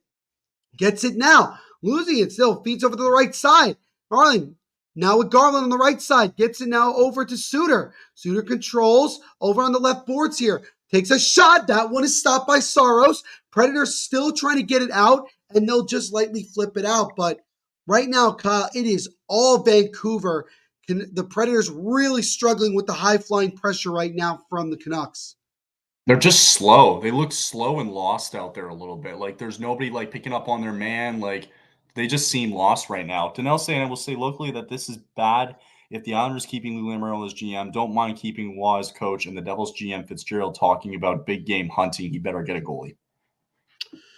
Yeah, I mean all good points from Danelle. Can't really argue any of them. Also a defenseman, yes, of course, of course. No, I Yeah, agree with that. a lot of people, as that shot deflected just wide of Silvas. A lot of questions from the island after just getting knocked out in the first round by the Hurricanes about, is it time to make a change in terms of the front office for the Islanders? You know, Lou has done a really good job of keeping the Islanders competitive, making the playoffs, making some deep runs a couple of years ago, but they seem to be a bit stagnant, particularly in terms of finding offensive talent. And Sorokin, you know, he had a really, really tough year to the point where he was the backup for Semyon Varlamov. And if you remember, Kyle, that one game that we did between the Islanders and Hurricanes, he was not good at all. No. And it's shocking because it's Sorokin, a guy who's just literally a Vezina candidate, I think last year, wasn't he, or the year before, whatever it was. Like, Yep. it's shocking that he was the backup and then he comes in and plays that bad. I just couldn't believe it. And so, really quickly, Kyle, do you think that it's time to make a change in the front office for the Islanders, or do you think Lou has earned the right to stick around? And I guess a follow-up question, which may change depending on your answer, has Patrick Waugh earned the opportunity to be the full-time head coach moving forward for the Islanders? I think it's time for Lou to go. I think he need. I think he's been. I think it's like some of these guys. Like I say it all the time with teachers in today's day and age. Just retire, man. You don't need some 75-year-old, close to 80-year-old still teaching you how to live here in 2024 or whatever, right? Like Right. it's just time to go. And it just feels like with Lou, it's the same thing. It's time to go here. Besser going to the box, by the way, with a penalty. So I think Kyle is a little bit ahead of me. Just a little bit ahead. Yep. Just a little bit. Yes, there is the penalty there against the Canucks. And again, it is Brock Besser as Lazon. I think number 3 for the Predators look like he might be drawn, but it is Lazon. And this, Kyle, this might be 4 minutes. Ooh, why is he bleeding? I missed It that. looked like to me, I thought I saw blood, but maybe it's just 2 minutes here. It looks like it is a high stick. It is a high sticking. I have the game on mute, so and they're going to commercial break, so we'll see after the break as to whether or not. And you know what, Kyle? It was an accidental high stick. Besser was dumping the puck in. His stick was up, and Lazon basically skated right into his stick. So it's an accidental one, but we have our first penalty of the game. And with the Predators struggling so far here in this second period, have a big chance to get the game's first goal. Islanders need a voice at GM. Lou has lost it, and this is not the 80s, 90s, or early thousands. He's got exactly like he's done his time. You've done well as a GM, man. It's time to move on, right? No, so ownership has to realize that it's time. Like you need to change, especially with these long deals coming into play, right? Like you need to start changing things up here if you're going to make these long deals work, because you know he's not going to be here for the next 8 years for sure. And so I guess does that negate then the second question? about like Patrick Waugh sticking around? I think I've seen enough from Okay. Waugh to know that I don't think he's a head coach. I think he can be an assistant He's a for great sure. he was a great head coach in juniors. I'll give him that. Won the And, Memorial And Cup with the GM Quebec too. Remparts. And Yeah, he won GM. the Memorial Cup with Quebec. I think he's great for the kids. He could be a good coach in the junior league, and we saw it, right? Yeah. But no, I think at this level, I don't know. I think I've seen enough from him, right? I think he's good with the junior kids. I don't mind if he coaches, for a junior team, like Okay. maybe like Mike Babcock or something. Yeah. Maybe they let him show him cell phones. Oh God. But other than that, I I think think he, Mike Babcock doesn't have a cell phone. I don't. I feel like he doesn't. he does either. No, and I think that's why it's like Oh, it's a double interesting. minor. So they did call a double minor. They gave him Ooh. 4 minutes, so a double minor, a high sticking against Brock Besser. So now the Predators, with 13:28 to go in the second period, have a chance here with a 4-minute power play to see if they can get the game's first goal. And Kyle, we talked about earlier about the success of everybody in these playoffs in terms of the special teams. Power play for the Predators right now, big moment for them. You have to capitalize. They're 0 for 7 at home this series on the power play. They're 2 for 19 this series on the power play overall. So you have to get something here, Now, especially against Sealofts. as now the Canucks get to the puck and they'll clear here. 3:42 to go on the Nashville power play. 13:07 to go in the second period. Still looking for the game's first goal as Carrier backhands it back into the Predator zone. And here come the Predators looking to set up. As Yossi gets around a defender, still with it, takes a shot. That one stopped by Sealvas. Canucks, what a diving clear there. I'm not sure that was, but a great diving clear there by the Canucks to prevent a really good opportunity on a rebound. As now Carrier gets it back into the zone as the Predators will set up. Feeds over to Yossi with a shot, and that one gets blocked wide. Now back to Yossi, top of the point. Gets over to the right side to his teammate. Back to Yossi. He gets it over to the right side. Now back to Yossi, top of the point. Roman Yossi still with it. Still with it now. Feeds over top of the point to Carrier. Over now to his teammate. Gets it over now just out of the reach. But now Yossi throws it in front and just out of the reach of Ryan O'Reilly. As now over to the left side to Roman Yossi. Yossi with a high rising shot that gets deflected up and out of play with 2:43 to go in the Nashville power play. 12:11 to go here in the second. Still no score. Do you know what I'm seeing is I think about Edmonton's power play, right? And you see this Nashville power play here. The speed on these power plays is so different, right? Like the way that Nashville has it set up, pretty slow, very conservative, right? Like not a lot of shots on goal here. It's like, guys, you need to produce here. Don't pass it around so much. Start firing it on net, man. Like you can't hold it for so long. For sure. It's You're frustrating right. to watch sometimes. And they still have 2:43 to go on. Again, it was a double minor high sticking call against Brock Besser. And that's what led to the 4 minutes here as this puck gets dumped back in to Nashville's zone where Ryan McDonough, the longtime defenseman here in the NHL, works his way in. I'm not even sure what season he's in his career at this point. It's got to be pretty You're close. going to want to see this. As now the puck is behind the net here. As now the Canucks have an opportunity. JT Miller feeds it over, and here come the Canucks. Might be a 3-on-2 if they hurry. As now Pettersson with it. Pettersson with a shot and a great glove save by Saros, and he tried to play it, but the ref blows the whistle and we'll get a face-off in the Nashville zone. But Elias Pettersson with a really good shot, just a better save, short-handed there by Saros, but that was nearly a disaster for Nashville. I don't think Dylan liked the call. BS call. I didn't even actually see the replay, so I can't comment. Well, I mean, look, it was an accidental thing. It wasn't like Besser did it with a 10. I think you should have just given him 2 minutes, in my opinion. I think that's the reaction initially. I think that was probably the reason why. But they're doing a great penalty kill so far. Good kill. They nearly scored. They nearly scored on it short end. I was going to say, maybe at intermission, we'll talk about the upcoming series here because he asked about Hurricanes, Rangers, and absolutely. We will certainly get into that. We'll certainly get into that. As now get behind the net here is Cole now with the puck. Predators trying to keep it in the zone. They cannot as it comes out of the zone again with about 100 seconds to go on this Nashville 4-minute power play. as now Alex Carrier up the center of the ice. He backhands it over now to Roman Josi. Josi now up the left side, drops it off to O'Reilly. O'Reilly now to Carrier, back to O'Reilly left side. Now gets the top of the point to the right side here. Over now on the right faceoff dot, top of the point to Carrier. Carrier now gets it over now his teammate, tries to feed over, gets to Philip Forsberg. Forsberg still with it. Rich shot. That one gets blocked. Follow-up try is stopped by Silvas, and that puck comes out of the zone. The Predators will have to reset again. Great left leg pad save for Artis Silvas there, as now Josi over to Forsberg, and he wraps it around the boards, as now Nyquist fighting along here, but it's intercepted by Garland, and Connor Garland will clear it again. This is not a great power play. This has been terrible. It is not. It is not. Couple of decent chances, but not enough pressure from what I've seen so far here. Predators dump it into the offensive zone with 40 seconds to go, but the puck comes right back out of the zone again on another clear from Vancouver, as we've just reached the halfway point of our game. Still no score here in this game 6. 30 seconds to go in the Nashville power play.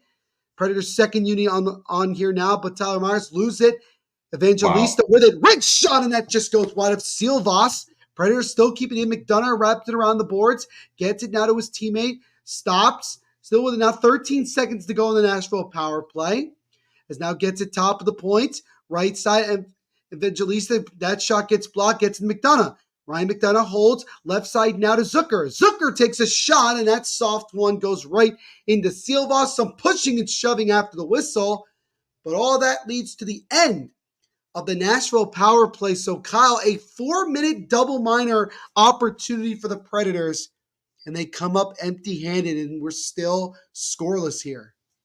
It's just frustrating to watch just because it's so much passing. They can't set up. There's no chemistry with these guys. And give Vancouver credit. Like they're defending really well tonight because they're defending with Silvas here, right? Like they're playing right beside him, making sure their rebounds are going to be there for them, and they're swiping them away, getting them out of the way, right? So, if I'm Nashville, you've got to find a ball. Like I'm not seeing enough on that power play where guys are in front of the net, like battling for the puck, right? Like McDonough or Josi or whoever's at the point have to start finding ways on net, find some juicy rebounds here. That's what it's going to take tonight. You're not going to find these, right now, and at least you're not going to find these turnover scoring chances here, right? Like you might be finding some of these greasy goals or odd man rushes going the other way, or if you're lucky, a breakaway. But I mean, you got to find something greasy here on Silvas so far.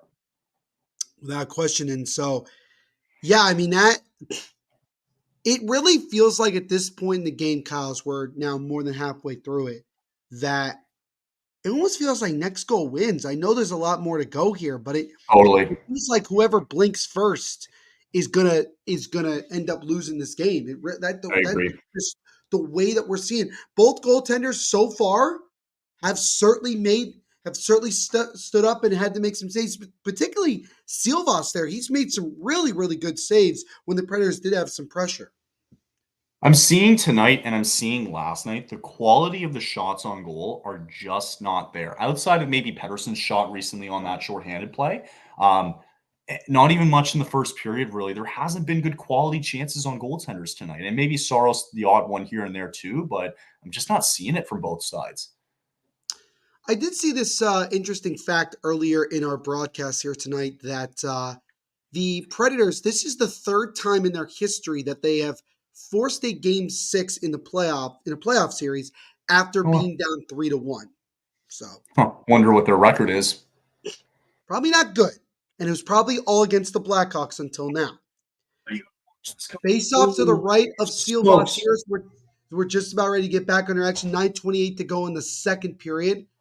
Face off again to the right of Silvas. Face off one here by the Canucks, and here comes Quinn Hughes with speed. Quinn Hughes flips over the right side to JT Miller. Miller takes a shot that would stop. Rebound try, and a great save there by Saros. Follow-up try just goes eye wide.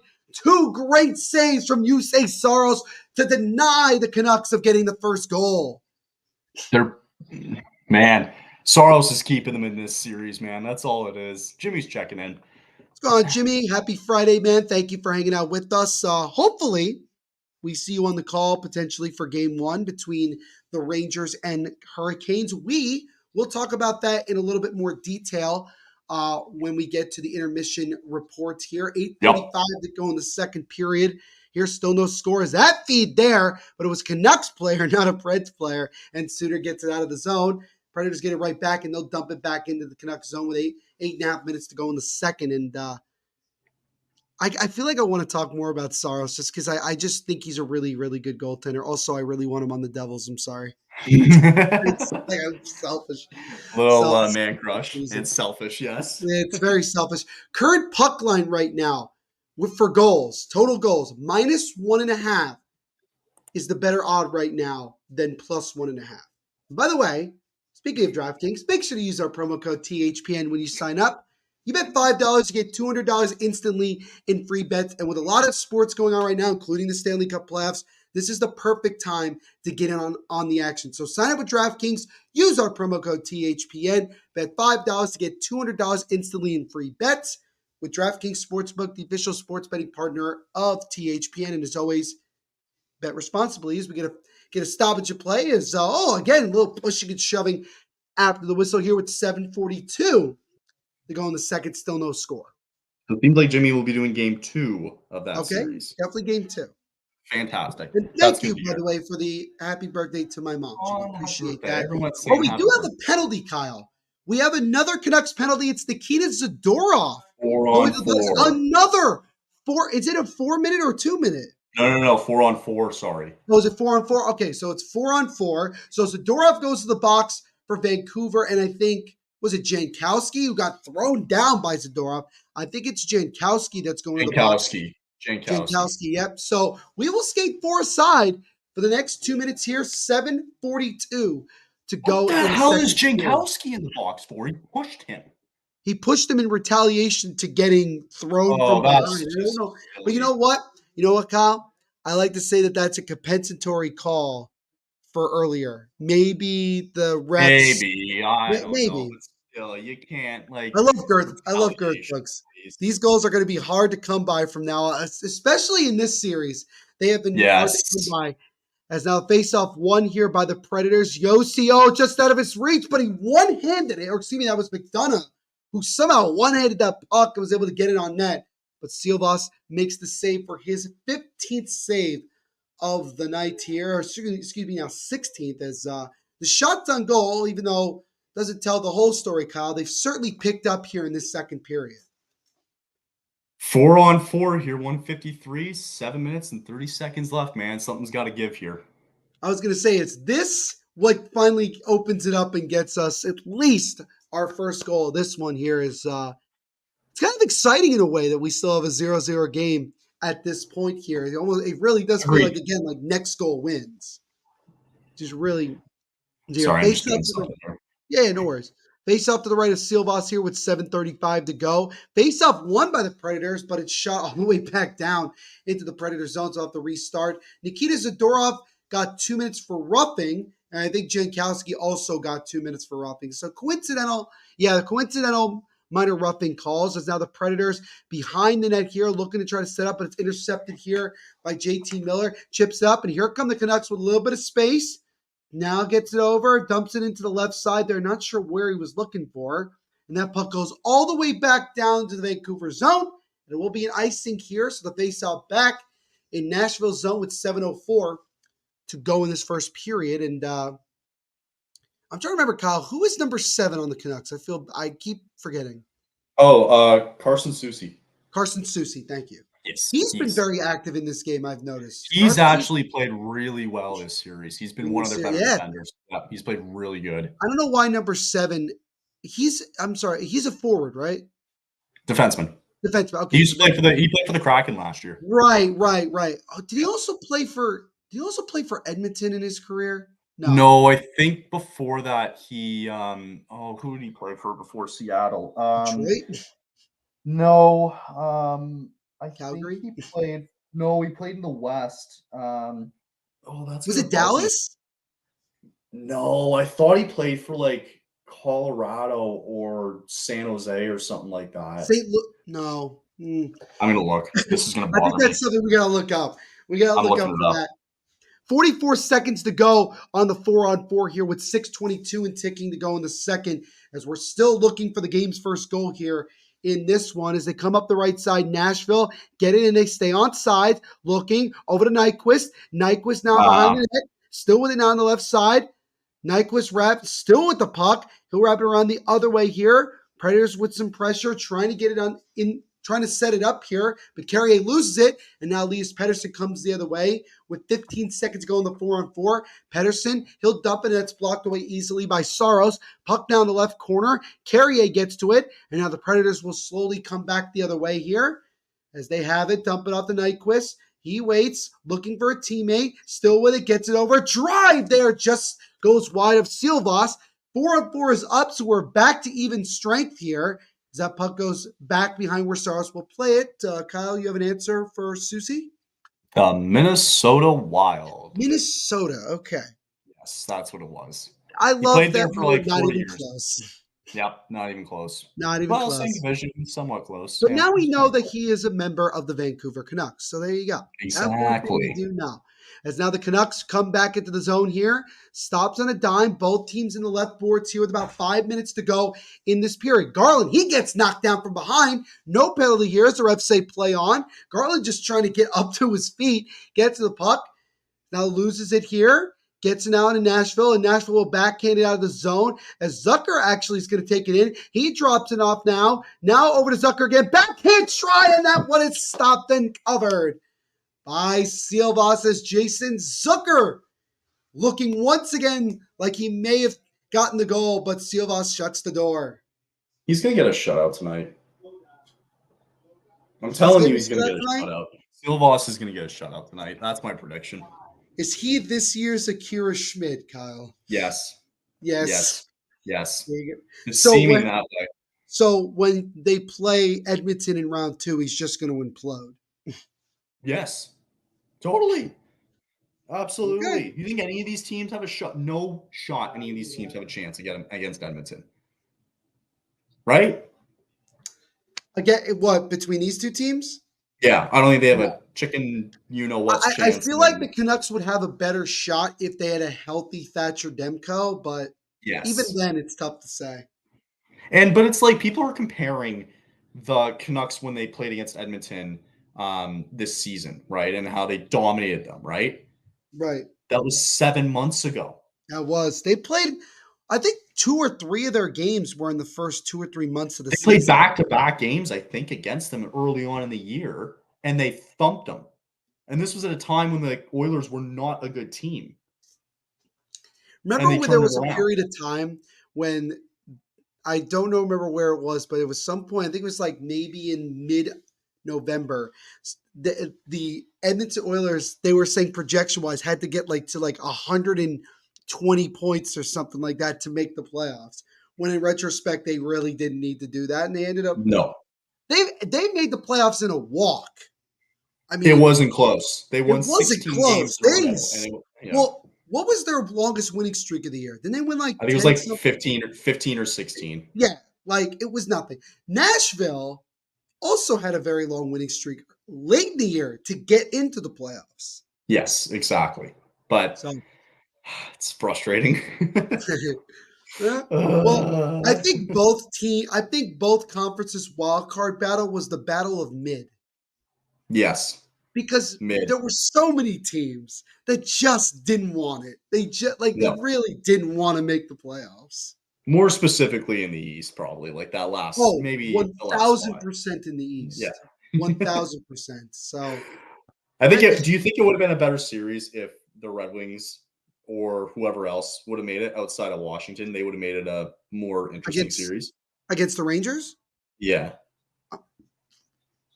Detroit. I don't think a team would have won. I think Detroit would have at least won a game. Who knows? Maybe 2. They made it because Detroit. It's just like Detroit ended the season, ended the year, really good. It's just that it was too little, too late. Like they blew it earlier, a couple weeks earlier. So, and I don't know. It would have been fun for the storyline. Patrick Kane going up against the Rangers. It would have been so good. So that's a guy. Kind of interesting to see where he ends up this offseason? Because it doesn't sound like he might be going back to Detroit. Now here's a guy. Now here's a guy who is a guy. No, that's Mel Kiper, right? Here's my Chris Collinsworth impression for everybody tonight. Collinsworth, that's right. Thank you. So there you go. For all you football fanatics, there's your reference. The NFL draft was last week, and we're not going to talk about it again. We just signed our guy like an hour ago. Oh, nice. Yeah. There you go. Yeah. There you go. I don't think the Giants have signed anybody. That's scary. I'm not worried. Anyway. Anyway, 3:54 to go in the second period. Still no score here in this one between the Canucks and Predators here. Again, if the Canucks win, they move on to the second round to face the Edmonton Oilers. On the opposite side, if the Predators win, they force Game 7, which I believe would be on Sunday in Vancouver. And that's going to be weird if we have a Game 7 where it's like one series is still in the first round, the other series is just the second round is starting. They have to get it moving, though. That's the thing. They have to. Of course. They have to. Yeah. They have to compete with the NBA playoffs. Of course. Which sucks. Have been boring for the most part. But, hey, the Knicks-Sixers series, those last two games were pretty wild, to say the least. That was pretty interesting. And it ended up. Oh, my God. Where's the puck? Now puck is into the Nashville zone right now with 2:55 to go in the second. Both teams whacking out of here. Puck gets loose. Get to top of the point to Quinn Hughes. Right side now to 17. He takes a shot, and that one just goes wide of Saros. Now feeds over the right side. Waits. Besser with a shot. That one gets blocked. Another opportunity for Quinn Hughes. Scramble in the crease. Where's the puck? Puck is still loose. Ref looking for it. And finally we get a whistle, and everybody goes for a man. Oh my God. I saw the puck pop out at the last second. I saw it just standing there. Everyone's behind Saros whacking away at nothing while the puck is standing right there. Man, Saros is keeping this team in it. Oh my God. He is, I will say this, Kyle, right now. I mean, granted, he's got another year in his contract after this season, but he is earning a big boy contract with this playoff series right now. Totally. He totally is. He's a bona fide number one goaltender. It's not even without question. Without question. And, not many teams in the NHL, Kyle, over time have been lucky enough to go from one really, really great goaltender to another. Like the Rangers, you go from Henrik Lundqvist right into Igor Shesterkin. Yep. For the Predators, you go from Pekka Rinne to Jussi Saros. Yep. And if you're, is there another good example? I think that's it. Let's think of one here. If you're the Vegas Golden Knights, you just pluck out anybody who goes out there. And somehow they're the second coming of Patrick Waugh. You just put in David Ayres in Vegas, and I'm sure he'd be coming the second. David Ayres would like shut out would have like Oilers. 10 shutouts in the playoffs. They'd shut out the Oilers. What if we get Vegas, Toronto Cup final, and then David Ayres has to come in and win the game? Oh my God. He wouldn't even, I don't even think he works there. Or does he work there still? No, I don't think so. I heard some crazy stories about him, like after all of that went down. So I don't know. I gotta look into it. Yeah, I think. Don't mention it too, even after Saros. Well, that's why I think Saros keeps being brought up in like trade rumors, because the Predators may look at it like, we went from Rinne to Saros. I think we could go from Saros to Askarov. Right. But it also, I think, depends on, Kyle, where the Predators see themselves moving forward after this year, wherever they finish. I think that's the question. Like, do they see themselves like, do they need to, I don't want to say rebuild or retool, but as now that pass just out of the reach of a streaking Pettersson as the Predators tried to come the other way, but I think it goes out of play with 1:55 to go in the second. But I think that's because I think at this point, Kyle, I think it's fair to say that Askarov is ready for the NHL. Yes. He's ready to go. But do you want to be in a Boston situation? And I don't want to say it's a situation. Sorry, you stopped it. Do you want to be? And I was just gonna go. Do you want to be the very best, like no one ever was? Oh God! You set me up for that. I don't want Hate to to say be it, but it's a risky market. hate to I say it, but agree it's a with you. risky Yeah. market to do a full rebuild. And that's kind of what I'm saying. Like, but the other thing is this. You do, so I agree to retool. Okay. So Dylan, because I'll ask you, Dylan, because you're watching. Does that include like keeping Saros and signing him long term, or does that mean you move him, get assets, and go with Askarov moving forward? Like I'm just curious to know what people's thoughts are about that, because it's a really interesting situation. In a perfect world, if you can sign him to like a 2-year deal, I don't know, I think right? Like, I think for Saros, he probably would like to be paid top dollar because he's a top dollar. Move him. Askarov is ready. oh, Fair I mean, enough. apparently so is Seelovs too. So Seelovs, yeah. Thatcher Demko getting traded at the end of the season. Yeah, that's right. It's We're gonna going. happen. We're, You're we're gonna going with ride. Seelovs. You're gonna ride Seelovs till the wheels fall off. They might. They Stephen could. A. You know he's playing really good tonight, and they might do that. It wouldn't shock me if they do. Wouldn't surprise me either, as that shot there gets blocked before it reaches Saros. Predators looking to try to come the other way here with 90 seconds to go in the second period. And that puck is dumped into the Vancouver zone here. Seelovs lets it play for Garland. Now they reach Miller, fanned on that shot. Predators get to it, but they'll dump it just right back in. Just a lot of dump and chase from both of these teams throughout this game. Again, neither team not allowing their opponent to really carry the puck in unless it's a defensive breakdown. Oh, sorry, I'm just That shot there. hoping for something here. You're hoping for some form of action.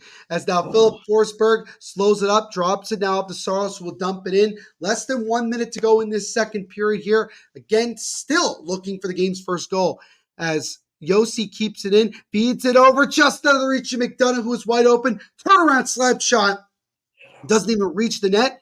As now the Canucks trying to get it out here. As now Susie makes a long feed, chips it off to Suter, and it goes into the left corner in the Nashville zone with 30 seconds to go. Period. That pass in front, just out of the reach of the Vancouver number 81. Great opportunity there for Joseph, but he could not control it enough. Still an opportunity here. That shot there is blocked. Now to off the boards and out here with 17 seconds to go in the second. As now Joseph almost turned it over there, almost turned it over again, and finally he controls it, gets it over now to Miller, who will dump it in with 5 seconds to go in the period, gets over the left side, and that will do it for a much more eventful second period. But again, we remain scoreless as it is no score after 2 periods of play. So Kyle, I really think it's going to come down to who gets the first goal tonight. This is it, man. This is it. Do we get a 0-0 going into overtime is the question. It's very possible. Very possible. Which would be kind of fun, if you ask me. Who's 24 on Vancouver? That is Suter. Suter. They just showed him like snapping his stick on the bench and throwing water bottles. Well, yeah, he missed a really good chance earlier. Yeah, so I can understand. Yeah, I mean, my thoughts on that. I mean, just Saros keeping this team in it. I think Seelovs is up to the task tonight. That 4-minute power play, man, could come back to haunt Nashville pretty quick. They weren't really productive there, and could come back to haunt them. I think Vancouver's had some really good chances, though. They're setting up pretty quick 5-on-5. Right now, Vancouver, I think, is winning the 5-on-5 game right now. So I think any sort of penalty coming up here in the third period, I think could cost your team dearly. So, because Nashville might not make the same mistake again, and then same thing on Vancouver's side. Like it might be one of those kind of mistakes, or it might just be a silly turnover. That's all it's going to take. But the way you said it, first goal is going to win this game. Absolutely. And so we'll talk about that in more detail and a bunch of other things as well. We'll talk a little bit about the second round since we already have. We're going to. And we will answer your comments to now. Relax. I got to pee. Yeah, we all have to take a break, so we'll step aside for another moment to get another word from our sponsors.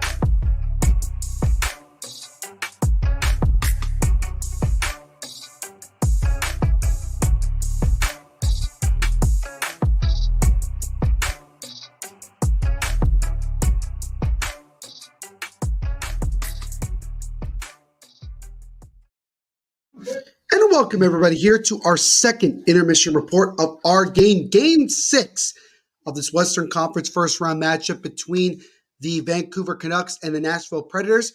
And after 40 minutes of play, we still do not have a goal as we are 0-0 after 40. Both goaltenders, Artis Silvas and also Yusei Saros. Say those two names 3 times fast in a row, you will not get it right. Silvos and sorry, say it again. Silvos and Saros. You want to try it? Yeah, go ahead. No, go ahead. Silvos. No, that's not happening. You're not even getting one. Silvos Saros. Yeah, there you go. Okay, so you got it. Oh my God, that's terrible. Both goaltenders have been really good in this one. They have shut the door. Saros pretty much the big reason why the Predators are still in this situation. And again, what is at stake here? If the Canucks win, they move on to round 2 to take on the Edmonton Oilers. But if the Predators win, then we will have Game 7 of the series on Sunday in Vancouver, something I know our wonderful buddy Dylan will be stressing for the next 48 hours if that ends up being the case.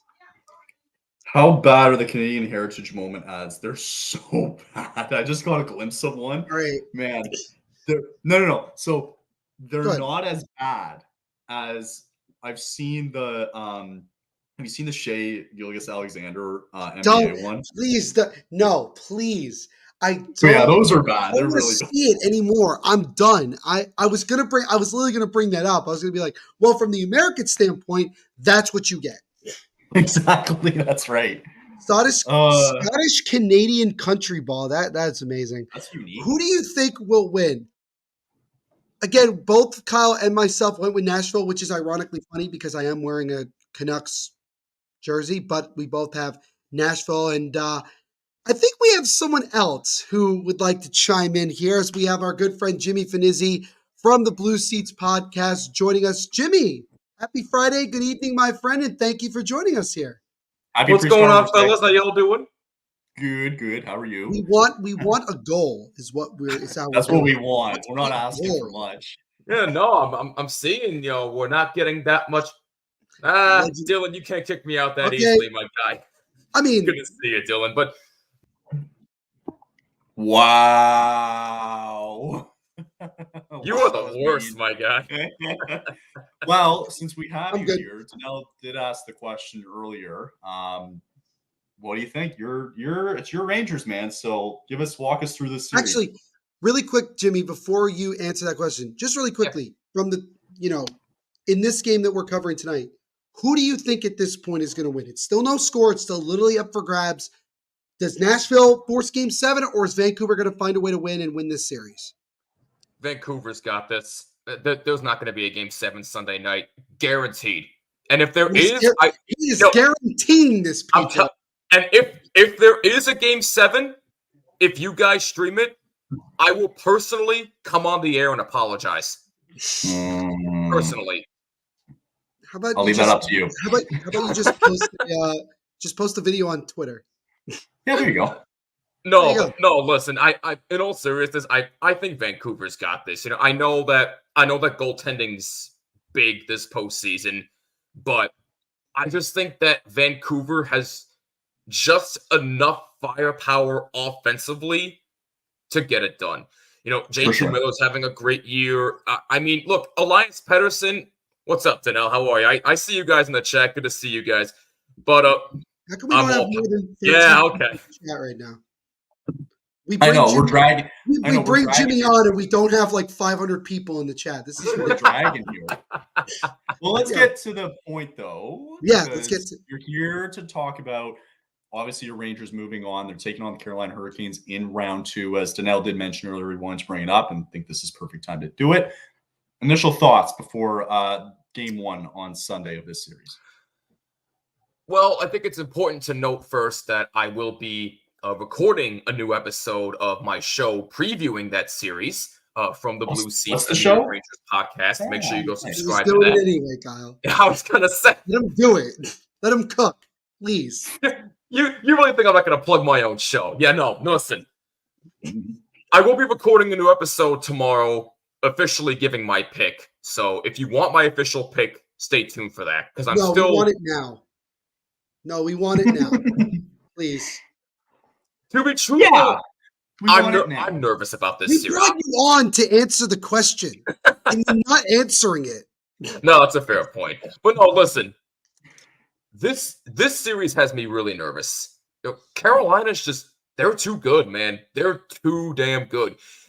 This Carolina team is way more aggressive this year than they were last year. And that team made the Eastern Conference Final last year. Don't forget that. Or the year before that. Can it you? But with the addition, I'm being serious. It's true. I know. With the addition of Jay Gensel, though, I mean, Jesus Christmas, man. I mean, that team just got a lot better. And Kuznetsov as well. I mean, that team just upgraded a ton offensively. Kuznetsov helps them defensively as well, but they just got way too much firepower. And Freddie Anderson, I mean, give credit where it's due. I mean, this guy was dealing with blood clot issues. I mean, in all seriousness, he's dealing with blood clots. He came back, has been playing absolutely amazing, and I'm really, really happy to see him playing his best hockey, and I'm very happy he's doing well. To me, this series is going to come down to offense and goaltending. That's it. Defense is going to be a non-factor here. Both teams love to score. They love to shoot. They love to try the pretty pass. And both teams have elite goaltending. Freddie Anderson's been playing at an elite level. And Shesterkin, despite his rough first half of the year, is starting to feel like himself again. So I've been back and forth with this series, but if you're really going to put me on the spot right now, as much as I really, really hate to do it, Carolina in 6. Wow. I no faith in his own team. I don't see a scenario. I don't see a scenario where the Rangers can do it. I just can't see it getting past. None. This Carolina team's way too aggressive, man. They're going to come out firing on all cylinders every single game. At the end of the day, I feel like it's going to be too much for the Rangers to handle. I'm sorry, but I think he makes a point though, because if the Rangers if they go back to Carolina 1-1, I'd be nervous because that's a tough building to win in. Yeah, and if it goes to game 6, Kyle, I hate to cut you off, Kyle. I apologize. That was going to be my next point. If they somehow, some way, can find a way to win both games at home, then I would say they have a chance. I just don't see them doing it. I don't see them doing it. I'm sorry. I think you can't play, if it goes the distance, you can't play game 6 being down 3-2. No, I think Carolina wins that game all day long. I don't know, man. It's a tough series to pick. I think it goes 7, man. I think it goes the distance. I think it really does. I think either team can really come up with it. I like Carolina on the road, though. I'll take the Hurricanes in 7. Hurricanes in 7. Okay. By the way, Andrew B., I see you in the chat. What's going on, man? Good to see you. Oh, yeah. I should probably bring the rest up, too. I apologize. That would be nice. Sorry. I know. Well, then I'll ask the question. That would be We were nice. talking. Yeah, no. You're good. Okay. All right. Cool. So, just wanted to bring up. So Jimmy's going Hurricanes on the spot. He might change it, by the time his episode comes out. That's not even a knock, Jimmy. I'm just saying you might think about it more and then might change it. But right now he's going with the Hurricanes in 6. Kyle is going Hurricanes in 7, which is interesting. What do you got? Honestly, though, if it goes 7 games, I won't be surprised. No, neither would I. But I don't. Nobody would be. I don't think it will. I'm going to go with the Rangers in 6.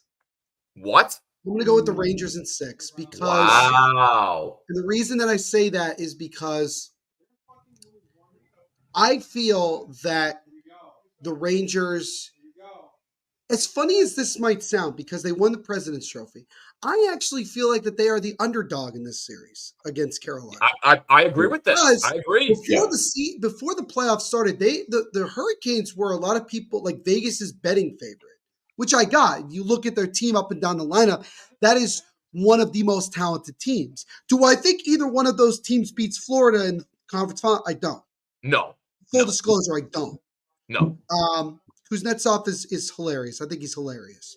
And I think that penalty shot goal was the funniest goal ever. Kane's in 6. And Dylan has Kane's So Dylan agrees with me. Okay.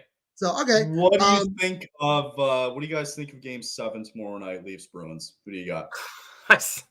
I can't believe there's a Game 7. I cannot believe without Austin Matthews, mind you, the Leafs forced the Game 7. Damn, man. Damn. Jimmy, I've been saying it. It's all part of the script. It's all part of the plan, man. It's all part of the plan. No, I'm telling you right now, Boston is going to make me feel stupid because I had them in the finals this year, and now watch, they're going to lose Game 7, and I'm going to look like the idiot, which I already am, but that's beside the point. Kyle and I are the true. Go ahead.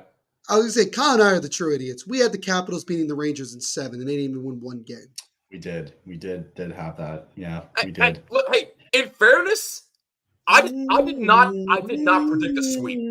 Whoever predicted a sweep, God bless you. I know my friend Austin did. Well, our former co-host Austin did, Neil. Remember, he had Rangers. Oh, right. He did, other than him, nobody else had a sweep. Yeah. He also has the Rockford Ice Dogs winning the championship. So, like, I don't know. Ice Hogs, not dogs. Oh, jeez.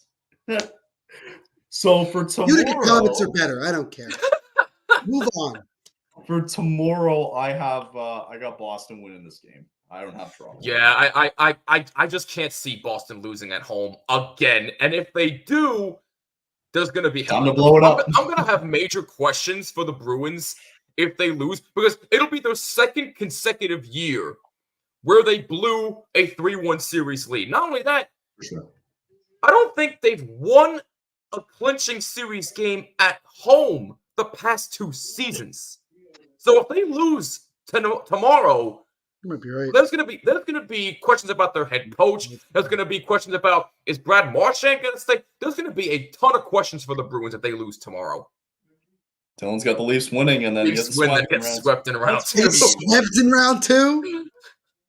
It doesn't matter who wins this game. You ain't walking through Florida in round 2. Yeah, no. I think Boston would put up a better fight. Yes, no, they would. Yes, they would. They would. I have. He's at 8 o'clock tomorrow. By the way, that's 8 o'clock tomorrow. Prime time, baby. Yep. Yeah. 8 o'clock tomorrow. None of you on Saturday should be watching the NBA playoffs. It's quite boring for the most part. You should be watching. How about them Knicks, though? Yes. Okay. Just I'm not even a Knicks fan, but I was intrigued. Just to lose to the Pacers in round 2. I kind of expect that, to be honest. I do have Pacers in 6 in that series. All because Pascal. Give me the Bruins. Ooh. I was just going to say, give me the Bruins. Yeah, give me the Bruins. Because, again, guys, this is what, the 4th time or the 3rd time that the Leafs have come back from down 3-1 to Boston, play Game 7 in Boston, and guess what? They're not going to show up for Game 7. Give me the Bruins to win 3-0. Oh, yeah. That's a bold statement, man. That's bold. And that's all I got to say. Jimmy, would you like to stay on with us as we begin the 3rd period? Would you like to hang out with us? By all means. You're more than welcome to. I can stay on. Yeah, absolutely. Let's do it. Hang out with us. So let's do this. We are just about ready to get underway in our 3rd period here. Again, Game 6 between the Canucks and the Nashville Predators here. Again, still no score. So we are basically really at the point of this game where it certainly feels, even though we're just starting a 3rd, really, guys, next goal wins, I think. Yeah, it is. It totally is. Yeah, I agree. If either or, whoever scores goal number 1, the game's over. The way this game is gone with the goaltending it has, first goal wins it. It's over. So we are about to find out as the 3rd period is underway here. And Dylan just asking, sorry, before we start the period here, who do you quickly guys got in the final? Boston and Dallas. Florida and Dallas. Florida, Dallas. I got Carolina, Dallas.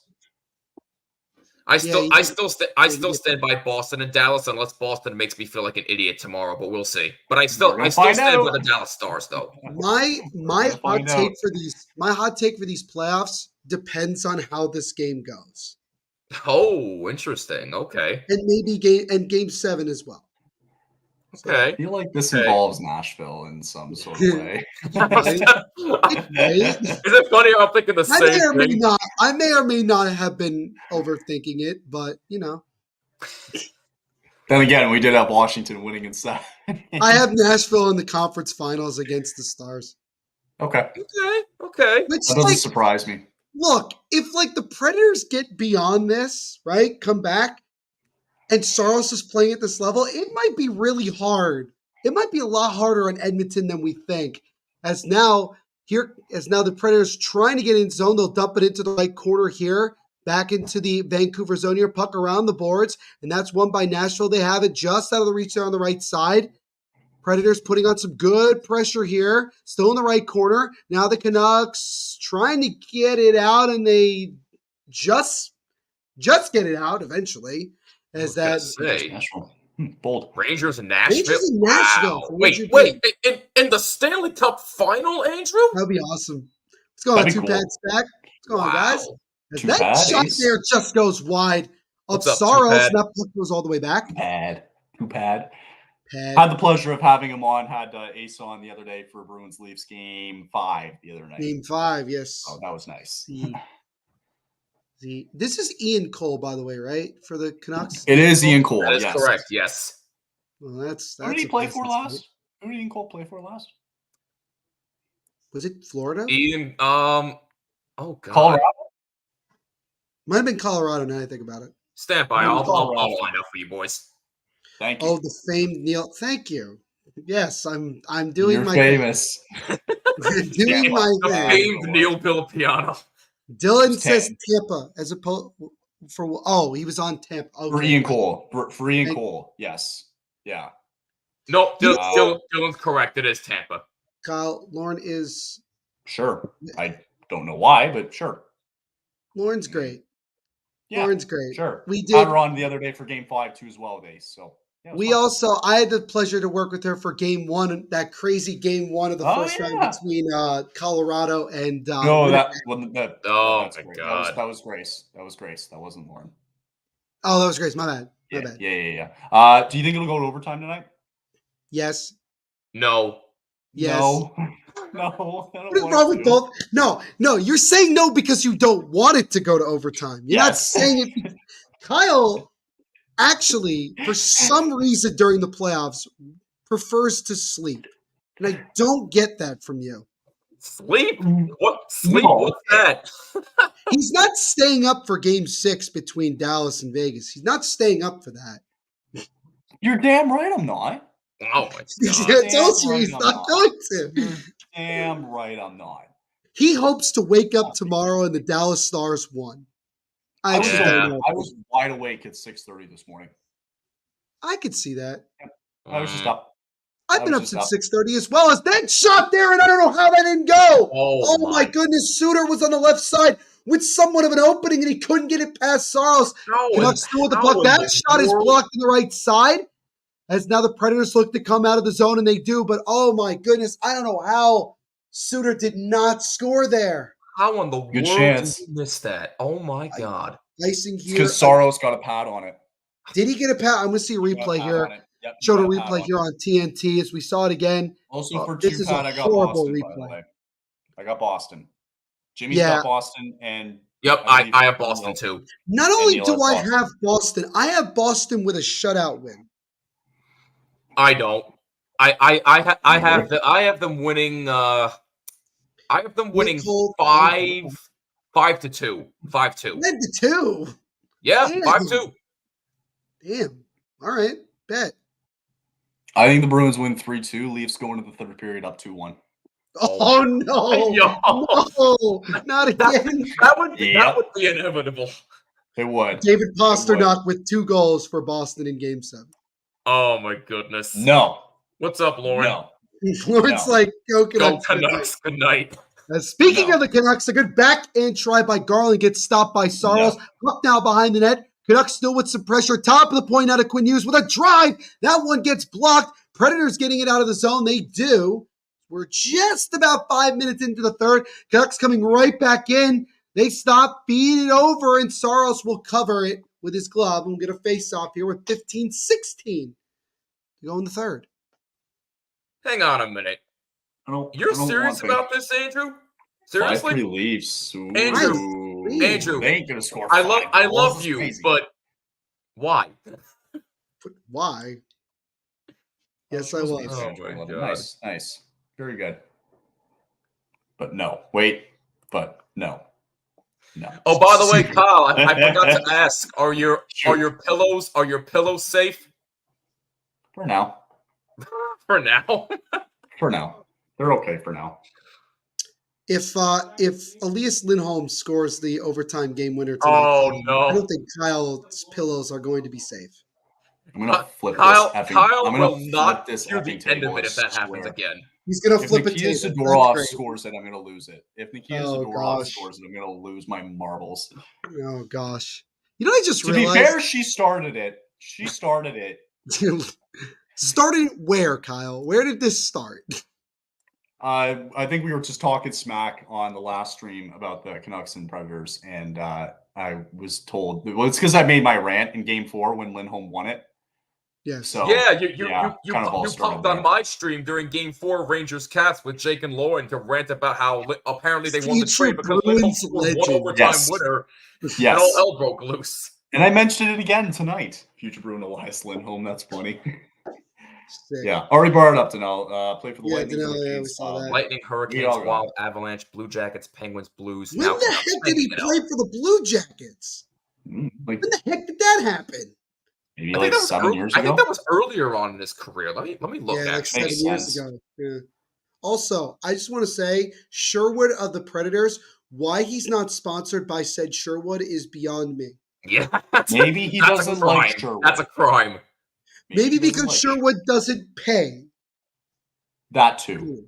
I don't know. I actually don't know. I'm guessing. So Ian Cole was traded to the Blue Jackets on February 26th of 2018. And then during the offseason in 2018, he signed a 3-year, $12.75 million contract with the Colorado Avalanche. The heck is... Predators have the puck in the right corner here in the offensive zone. Player gets knocked down. Canucks slow it up here, try not to turn it over, and they might have just done that here as that puck is loose for a moment, but it's just out of the reach. Canucks get to it, and they can't get it out. Good forecheck here from Nashville, still with it now. Over to Evangelista. Now Tyler Myers backhands it over to Soucy, and Soucy will slow it up here for Vancouver, and they'll get it out of the zone. Great. That was the first period. What first period? We're in the third period, Andrew. We're in the third period. When are they going to score? I don't know. Hopefully within these next 10 minutes. That one, Forsberg almost was able to get a break there. Canucks get it out. 13:52 to go in the third. Here come the Canucks back into the zone. Hronik over the right side to Miller. JT Miller gets it over to Quinn Hughes. Hughes backhands it back over to Miller in the right face-off dot. Miller back top of the point now to Hughes, who'll wrap it around the boards. Just out of the reach of Brock Besser. That puck gets loose. Backhand try. And a good save from Saros off of Suter. Predators need to get it out, and they do, as Ryan O'Reilly gets it over now to Forsberg. And Phil Forsberg will lightly dump it in as both teams make a change. A change. The old dump and change. There you go. The old dump and chase. That's my response to that. Oh, you missed the first two. Oh, no worries, Andrew. You missed anything. Andrew, to be quite honest with you, you legitimately have missed nothing as we get an offside. No, yeah, exactly. Offsides here against the Canucks. 13:10 to go in the third. Still no score. Providence is up 6-0. Boston's going to call it the entire Providence roster to dispatch Toronto. Wow.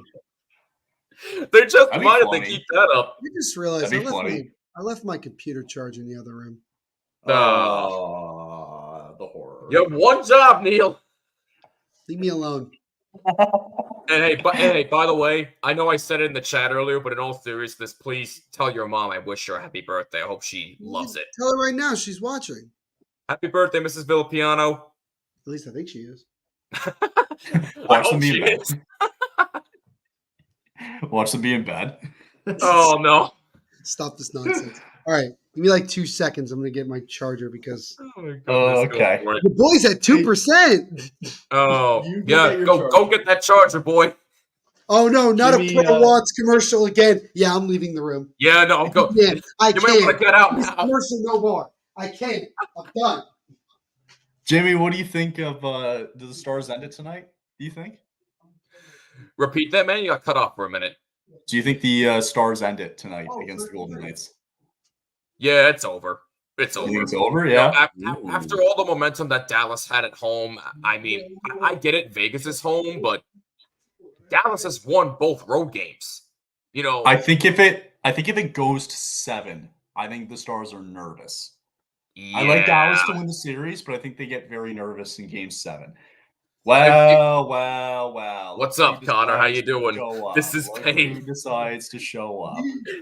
What's up, Connor? A little late. Right for the on Mars, I see. cue. Oh, Right so on Connor cue. decides to show up when I'm not in the room. That's nice.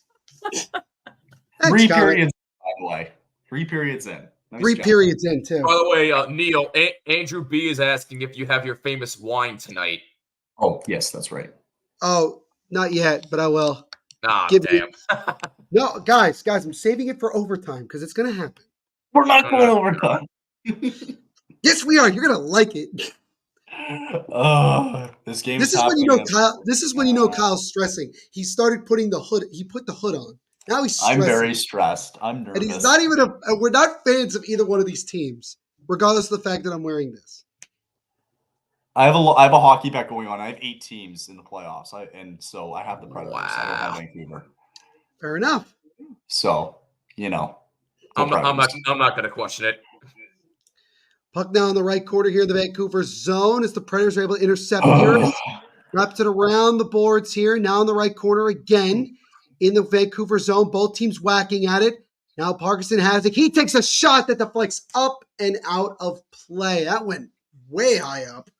12:32 to go in the third. Still no score. Just want to remind everybody, national schedule. Dallas Stars, Vegas Golden Knights, Game 6 will be tonight, 10 p.m. Eastern. And then, as Kyle and everyone mentioned before, Game 7, Leafs Bruins, tomorrow, 8 p.m. Eastern. And also, Game 7 between Vegas and Dallas, if necessary, will be on Sunday at 7 o'clock. We may really be in a position where we have half of the playoffs starting round 2 and half of the playoffs still in round 1. I feel like we're obligated at some point to do the game tomorrow. I feel like we have to do the game tomorrow night. It's true. Yeah. I feel like it's our obligation to do Obligation. Oh my goodness. Priorities. Oh my Lanta. Because now the Canucks come back the other way. They dump it. Kyle, do you need a moment? Like, do you need a couple minutes? No, I'm okay. Yeah, do you need me to ship anything out to you, my boy? Are you okay? A bottle of Bacardi. I wish. Ew. A big Bacardi? bottle of Bacardi. Neil, you sent me something before. Do you remember? You sent me a hat like last year. Do you remember that? I do, yes. You sent me a winter hat. I remember that. I was like, wait, what's this from? And then I'm like, oh, wait a minute, this is Neil. My winter hat, I have no idea how this game is even gone. I'll ask Neil and Jimmy. Kyle still needs his first change, so can't trust this. Okay. This is not a knock on Jimmy. This is not a knock on Jimmy. Jimmy has been here for like 15 minutes. Literally. What did I He's do? not been here the entire game. What did I do? No, it's not even a knock on you. It's like, oh, that's Jimmy and Neil and not talk to Kyle. Golly, I think his diapers need changed. Show some respect, man. As that shot there from Myers gets blocked. Puck is in the left corner now. Garland still with it. Feeds it over. Just out of reach. Tyler Myers with a drive. And that one is stopped by Saros. And we get a cover. I actually don't know how that didn't go in. How is Tyler Myers good? How is Tyler Myers still in the NHL? That's That really was going to mean. be my question. There was one game. I wasn't doing a Canucks game, but Connor was like, this was like right after the Devils played the Canucks. And he goes, yo, great comeback by the Devils. And also with the tire fire that is Tyler Myers. Yes. I'm just like, Yes. okay. Totally. Like, he's so big and tall. You would think he would be good, and he's not. Hey, we got a Preds fan from Wisconsin. Welcome to the Preds chat. fan Thanks for from joining us. Very Wisconsin. nice. That's amazing, by the way. When I asked my guy, he wanted me to say nothing about them. Yeah, nope. We don't want that. Not here. Okay, bye. Thanks for joining us. Much appreciated. All right, no worries, man. Thank you so much. Appreciate it. Jimmy, let me do my thing. Oh, aggressive. No, it's okay, Jimmy. You can do it too. It's all right. You forget I'm just as part of this network as you and Kyle are, so. I didn't say that. I didn't say you weren't. Just saying. Excuse me. Jimmy, I like outside of Dylan because he's not here and maybe he's not in the chat right now, but like, dude, I am the network. That's a fair point, Kyle. That's a fair point. Kyle, what is it? What is the name under your name? What is the title? THPN manager. Yeah, there you go. It's all love, fellas. It's all good. Also, whoever was the one that gave us a like on Facebook, thank you. Yeah, thank you. We got the odd one here and there. Thank you. We get the odd one here and there. We got like Myers is rubbish. Myers is rubbish. Not trash, not a piece of garbage. Rubbish. Connor, are you trying to learn English, like proper English? Oh my goodness. Give me a little, Arsenal fan TV in the chat. Just he's absolute rubbish. We should have Koza in the chat to teach us proper English. Literally. He's gonna be asleep right now. Yeah, he probably is. No, you get right back.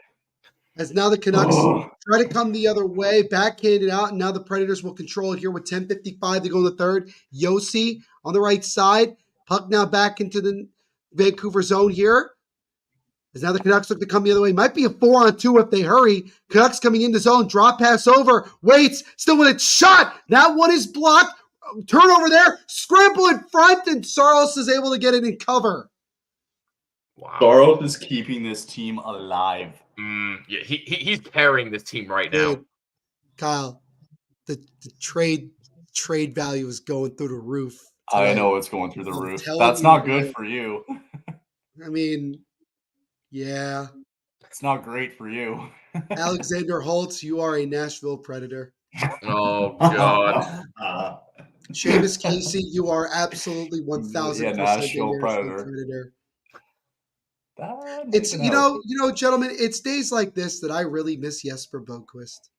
Oh gosh. Only certain people feel my pain. Huh? For a bargaining chip? No, just because I miss him because I like him as a player. Oh, okay. And also the fact that he had a career year in Boston makes me sick. So we have is he a Vezina candidate? Saros? No, he's not.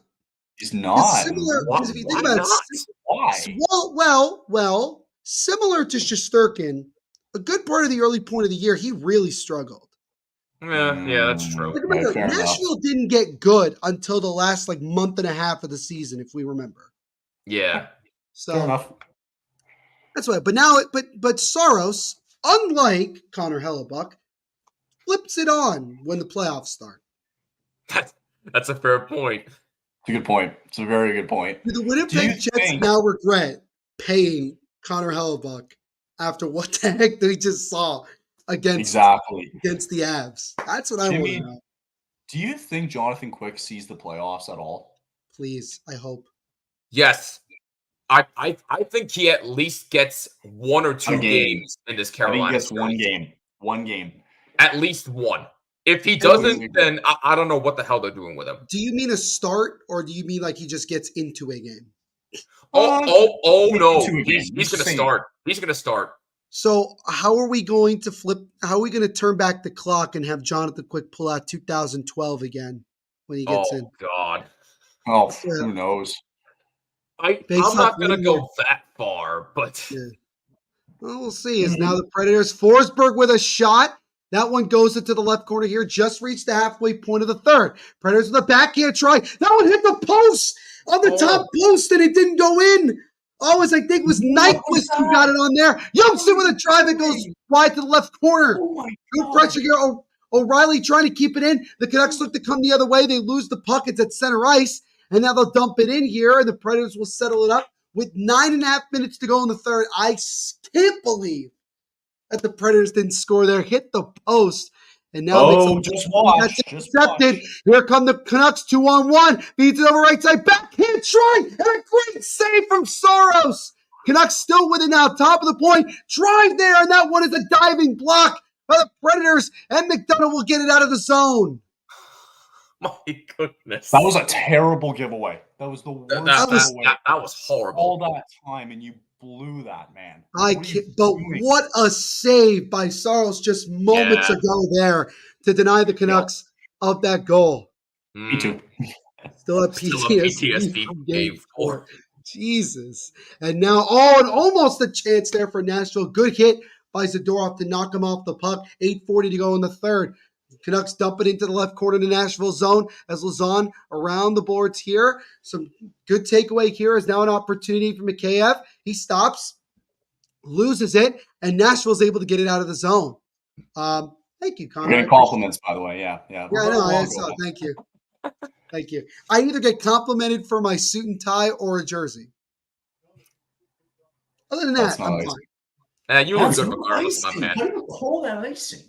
By the way, I just want everyone to understand that Kyle is a little bit ahead of probably myself and Jimmy. Yeah, so I apologize. I'm going to probably before we know, as now Quinn Hughes, right side here, Quinn Hughes again with a shot. That one gets blocked as that one stumped all the way back down. And this is the controversial icing that that Kyle was complaining about, and Dylan probably was too. That's an Actually, no, why would Dylan? I'm sorry. Don't ignore me. Ignore me, please. Okay. How do you call that icing? What? That was a weak call at icing. That was soft. I didn't like that. The backhand shot earlier hits. So who hit that? Oh, it was Forsberg that hit the post. And then Brock Besser, moments after, a great pad save. Bro, I've seen enough. You say Saros is a New Jersey Devil this offseason. I've seen enough. At this point, he just might be. Let's take a shot for every time Neil says that Soros is a devil. Until it becomes a reality in the offseason. Yeah, there you go. Which means even on when I'm not streaming, you have to assume that I've already said it. This series is the perfect epitome of home ice advantage. What home ice advantage? Exactly. That's very true. 7:20 to go in the third. We are getting closer and closer to the ultimate thing that 2/3 of the people in attendance here don't want to have happen. For whatever reason. Shut up. Or at least 1/3, because Kyle wants to go to bed. Yeah, I worked all day, man. I'm not saying you didn't. So did Kyle. So did I, but I'm still here. Yeah, I was gonna say, I know what you're gonna say. That's not a great excuse. Whoa. That was interesting. Ian Cole dumped it out of the zone and then went face first into the boards. It looked like he got hit, but nobody touched him except himself. It looked like it, yes. 6:48 to go in the third. Still no score here in Game 6 between the Canucks and the Nashville Predators. Did a ghost touch him? Like, what the hell just happened? It was the ghost of Tyler Myers. Tyler Myers isn't dead, but he plays like it. Exactly my point. So my question is, what is Tyler Myers' net worth at this point of his life? God, if I know. I'm going to look up. No, I'm going right now. All right. I'm actually curious about this now. 40 million. I swear, if it's anything ridiculous. $40 million. I'm gonna say. Are you serious? Wait, hold on. Drugs. Hold on. I'm gonna take a wild guess. I'm gonna say. So, Kyle, you said 40 million. I'm gonna say somewhere around $100 million. Well, you're both at the halfway point. You're in between. He has made over $66 million. Damn. All right, whatever. Tyler Myers has made $66,149,390. I blame the Canucks for that. For doing what exactly? Wait a minute. Oh no, I'm wrong. He's made $80,000. For doing what exactly? For being a tire fire. All right. Oh my God. By the way, shout out to Hockey Zone Plus for the net worth. Appreciate it, gentlemen. Thank you. So if we have any other breaks, let me know what other player you want to hear their net worth that's absolutely useless in this league. How much does Matt Rempe make per day? Oh God. No, I want per day. That'd be so funny to see. That actually has me curious. He makes $5 per day. More than likely, he's breathing. making chump change. Matt Rempe breathes 5-minute major. That's literally How what many it is. What's the over-under for like penalty minutes for Matt Rempe this upcoming series? Like we'll call it like 20. He's going over 20. Okay. Yeah. He's going. Yeah. No, he's going to have a moment with Jordan Martinook where like they're going to duke it out. Yep. I can see that. Agree. I can see that. That wouldn't surprise me. I'm going to predict that Matt Rempe scores not 1 but 2 goals in that series. I could see him scoring a goal. That wouldn't surprise me. He scored the first goal in the series. He opened the scoring against the Capitals. My point. As now here comes Nashville into the offensive zone. Drop pass over now. Feeds it over, and that one gets blocked. Puck now loose. Nashville gets to it. Nyquist waits. Turnaround shot, and that one is fought off by Silvas. Philip Forsberg now with it. Forsberg, top of the point. Right shot goes just wide of Silvas. Carrier keeps it in. That shot also goes wide and goes all the way to the other side with exactly 6 minutes to go in the third. Ryan O'Reilly, backhand shot, and that one's fought up by Silvas. Tyler Myers, the tire fire, loses the puck again. But luckily, he got his teammate to back him up there. But some good pressure here from Ryan O'Reilly. But now the Canucks get to it and no calmly backhanded down. Not enough for an icing. So we got 5:40 and ticking to go in the third.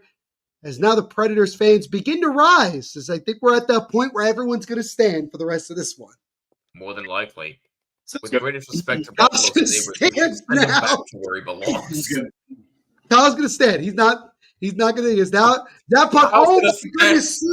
I don't know how they didn't get a shot on goal there from the Canucks. Oh, that puck was loose right in front. Now the Canucks will settle here. Quinn Hughes slows it up. Quinn Hughes gets around a defender up the left boards, and he'll dump it into the Nashville zone with exactly 5 minutes to go in the third. Predators settle it here, and they'll backhand it out of the zone. Goes back into the Vancouver area, where now they'll look to set it up as Hronik slowly gets it over to Quinn Hughes. Now it gets it over now, and that one's loose, but it goes back into the Nashville zone where the Predators will control it here. Up the right side. Oh, now it's nice. in puck. Stretch. Nice. Good for you. This is nice. I can stretch. He's just getting a stretch. As that shot from a sharp angle is stopped and covered by Silvas with 4:36 to go in the third. Still no score, and they just showed Elias Lindholm on TV. No. Shut up. I'm just telling you what I'm seeing. That's great. You know what you're doing. I'm telling you, Elias Lindholm, overtime game winner. I swear, if that happens again. Where he belongs in the rest. Who belongs in the zoo? Myers. Tyler Myers. Oh, yeah. I think he was talking about Tyler Myers, yeah. The tire fire. Yeah. Oh my God. Dude, forget a Stanley Cup. The city of Vancouver will rejoice the day that Tyler Myers is not a Canuck. I know Dylan well. No, Dylan will have a field day. What's happened so far? Still nothing much. Just great saves, no scoring, pretty much the usual. This is the equivalent of a pitcher's duel. It's just both goaltenders just shutting the door. Yep. Pretty much. Yep. Which means we're getting triple overtime. Matt Rempe goes in round 2-1. Matt Rempe fights in round 2. Infinite. Yes. Yes. Good point. All right. So I know we normally do this for like overtime, but I'll ask right now because we have a second. Sure.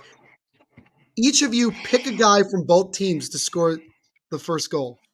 So Jimmy, start with like for Nashville and Vancouver. Go real quick. So for Vancouver, I'm gonna say JT Miller.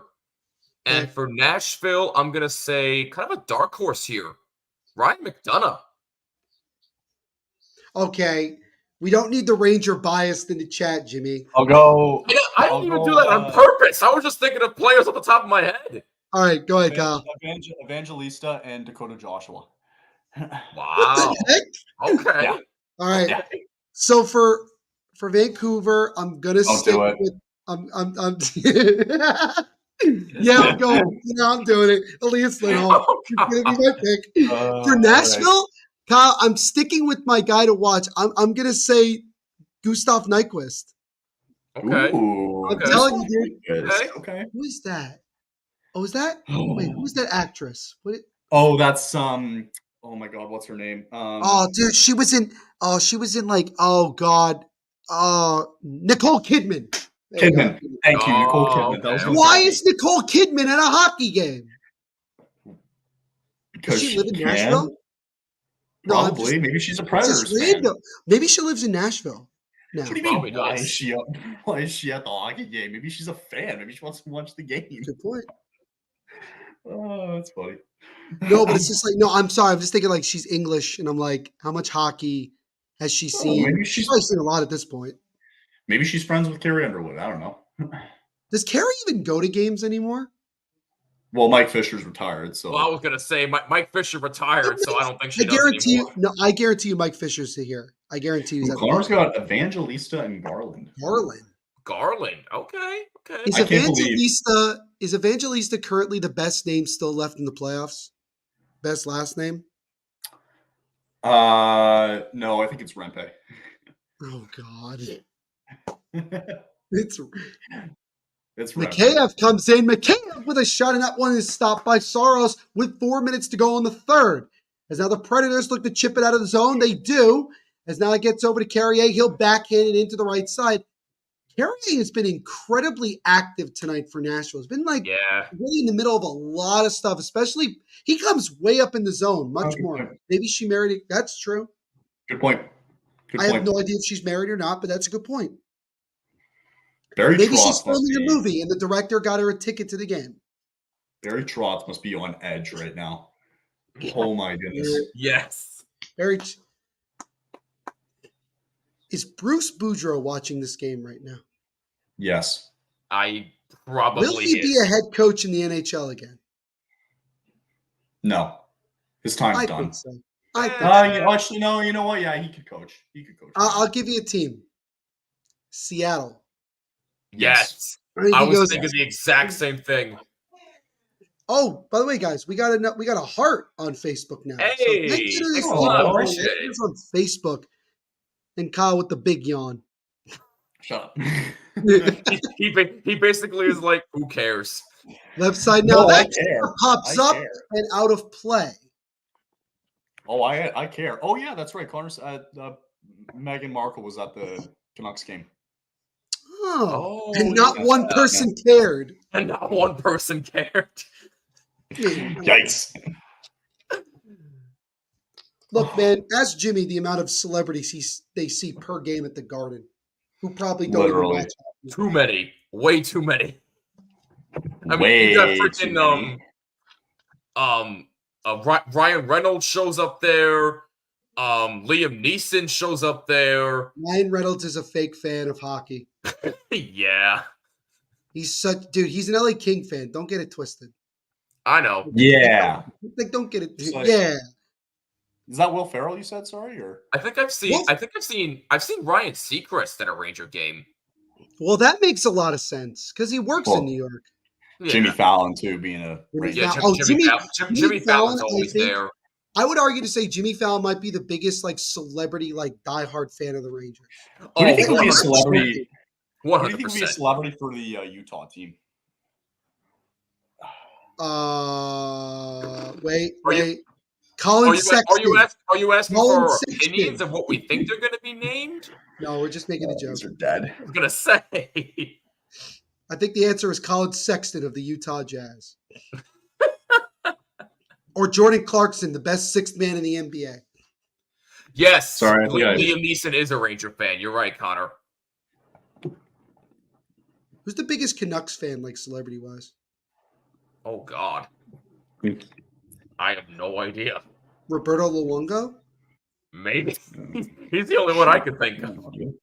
There I we go. Utah Bandits. That'd be a pretty cool Utah name. Bandits. I'm telling you, Utah Hockey Club. Let it happen. No. Please. Oh, I think I've seen Neeson actually at a Rangers game before too. Neeson goes to a lot of Ranger games. There. Yeah, he's always a Rangers. Yeah. Sting, Hive, or Scorpions? Sting would be nice. That would flow. Hive. I like Hive a lot. Hive. Okay. I want another team that doesn't have an S at the end of their name. Yeah. I need my chair again. The Utah Blizzard, maybe? Mammoth?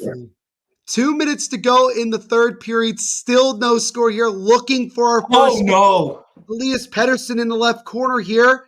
Puck is still battling. Both teams battling. Colby Sissons with the puck. Tries to get around Besser. Turns it over. Pettersson over there with a bat. That one's broken up. Puck still in the left corner in the Nashville zone.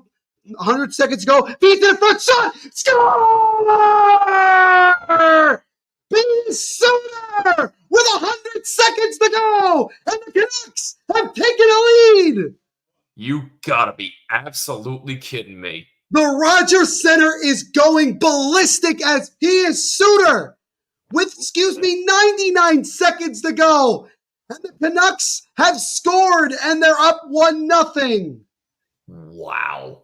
Oh my God. Heartbreak in Smashville. What a pass from Brock Besser to the smallest, and I mean smallest opening. That's insane. Wow. I only saw 2 guys on the Canucks bench not celebrate. Rick Tocchet and some random trainer. Well, because they know, as the great Yogi Berra said, it ain't over till it's over. Well, we still have 90 seconds to go here in the third. We will see if the Predators can tie it here and force overtime. Otherwise, their season will come to an end in 90 seconds here as now puck is loose as now the Canucks, Joseph dumps it in the right corner, still waiting for the opportunity to pull Yusei Saros. Predators now will set it up behind the net as here they slowly make their way up. Ryan O'Reilly backhands it over now to his teammate, walks the right side. He'll chip it over to the right side. Yusei Saros going to the bench for the extra skater. That one is taken away by Vancouver. They'll dump it all the way down, and that'll be an icing. With 1 minute exactly to go in this one, Canucks, thanks to a goal from Pius Suter, his second goal of the playoffs, is currently a minute away from sending the Canucks to the second round to take on the Edmonton Oilers. Out of all people, Pius Suter? Wow. And a quarter of a piece of catfish is on the ice. I'm not surprised. Actually, I think it's a full catfish now. No, yeah, that's a full catfish. I want it. No. Why? No, I want it. I'm hungry. Have you ever had fried catfish? Nope. Fried catfish. Very underrated catfish food. Nuggets go hard. Oh, dude. Well, on the bright side, we might not go in overtime. That's kind of nice. Kyle, there's still a minute left, buddy. No, that's okay. Anything can happen, Kyle. Well, also, Kyle is ahead of us, so he may have already seen something that we haven't seen yet. Yeah, probably. Oh no, nothing's happened yet. No. Oh, okay. Elias Lindholm will take the face-off draw for the Canucks. I'm not just bringing that up just to be funny. It's just obvious that he's there. Anyway, face-off 1 year by Nashville. They'll set up Nyquist with it. Feeds it over. That one is stopped by Silvas, and that goes all the way down for another icing against the Canucks. Wow. That was a really good setup, by the way, right off the draw there. That really was. Ryan O'Reilly with that sharp angle, tried to tuck it past Silvas, who basically is the second coming of Patrick Waugh tonight. Apparently. Cross-checking penalty coming to Vancouver. So now Nyquist with it. Nyquist with a shot. That one gets blocked. Puck's still loose. Nyquist regains it. Puck bounces up in the air. And there is the cross-check. So with 34 seconds to go, the Predators will have a 6-on-4, and it's Elias Lindholm who will go to the box for the Canucks here. No heroics from Lindholm this Kyle, time. I'm telling you right now, if anything happens, try to keep as straight of a face as you possibly can. I know it's hard, but just try. You're telling It's him that? so Good hard, luck. man.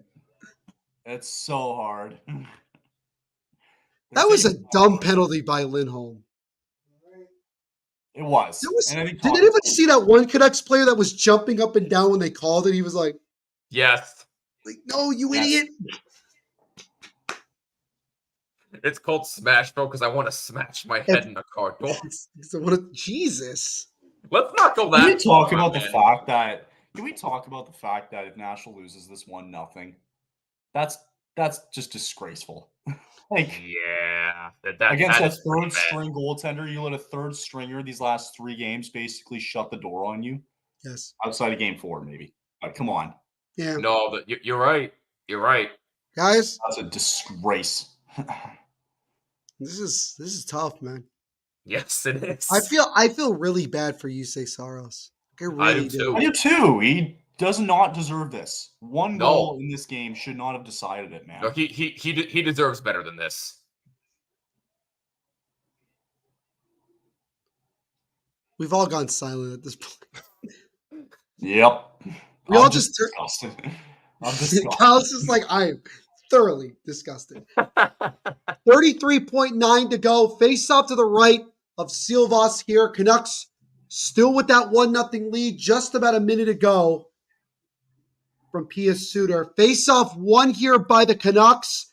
They'll try to get it out. They cannot. Nyquist now with it. Over now to Yossi. Right side now. Forsberg. Shot just goes wide. Nyquist keeps it in. Drive from Yossi deflected to the right corner with 15 seconds to go in the third. Predators desperately got to set it up. Now to Yossi. Forsberg gets it over. Shot. That wouldn't stop. Rebound try. One loose. And a 3-diving save by Silvas. 3 seconds to go. Yossi. Shot. And that one hit the post. And time runs out. And the Canucks win it. And they are moving on to the second round of the Stanley Cup playoffs to take on the Edmonton Oilers. What a freaking sequence that was. Are you serious, Bart? Wow. Oh, my God. Absolute heartbreak in Nashville. Pius Suter, with just 99 seconds to go in the third, scores the one and only goal, and some great saves down the stretch from Artis Silvas seals the deal and sends the Canucks to the second round of the Stanley Cup playoffs. Wow. And Kyle is down bad. Damn. This sucks. Bro, you lose the game 1-0. At home. At home. In game 6. Your season's on the line. And even in that last minute, when you're up a man, they're trying to take shots and get deflected in. You need a shot on net here, man. Unbelievable. Also, I forgot that Rob Blake is his assistant coach for the Canucks. I forgot about that too, to be honest. I can't believe I have to watch. I can't believe I have to watch and do a series possibly with the Oilers and the Canucks now. Oh God! You have to stay up late for that if you don't want to. It's just funny because me and Jimmy, we have a dog in this, so it's kind of just like we just feel bad for Kyle. But I'm sure the reason why Dylan hasn't said anything, at least I haven't seen. No, he did. He does now. Oh, he did. Yeah. No, actually, your money did. That's great. Nothing trolling. She's just excited. That's all. I hope they play Sealofs. Wow. I hope they play Sealofs in net against Edmonton. Kyle, this one's for you, bud. Have a good night, everyone. Wow. Lauren. Look. Why? Right now. Wow. Unbelievable. Oh my goodness. I mean, I'm disgusted right now. 2 hours and 50 minutes of nothing from Nashville. 2 hours and 50 minutes last night of Boston doing nothing. Nope. So, Kyle, do you now regret doing this game tonight? I'm just pissed off that it was 1-0. That's like, yeah. No, that's fair. That's fair. Wow. So sucks. I mean, listen.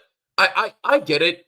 Vancouver is the better team. I 100% get that, but you had your third string goalie, and you're playing so well at home. UC Saros is keeping you in this game, and you can't win a game 6 at home.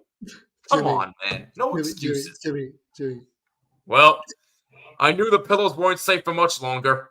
Ew. It's not safe. It's comfort. It's not just okay. So never mind.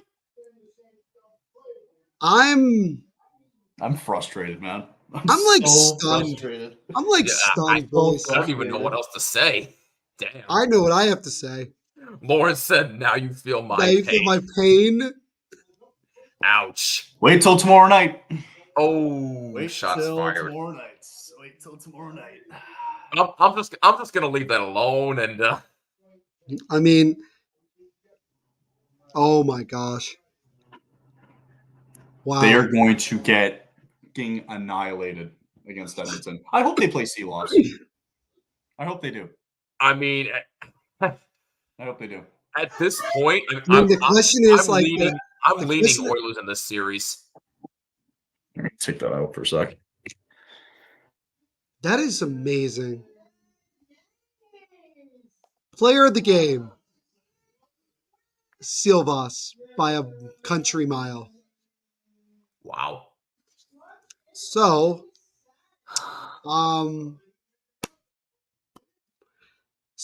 really quickly here, we won't talk about Vancouver because I'm really kind of curious, looking from the losing side for Nashville. Their season comes to an end in a year where they really struggled the first couple of months of the year, but they got on an absolute tear down the stretch, found a way to get into the playoffs.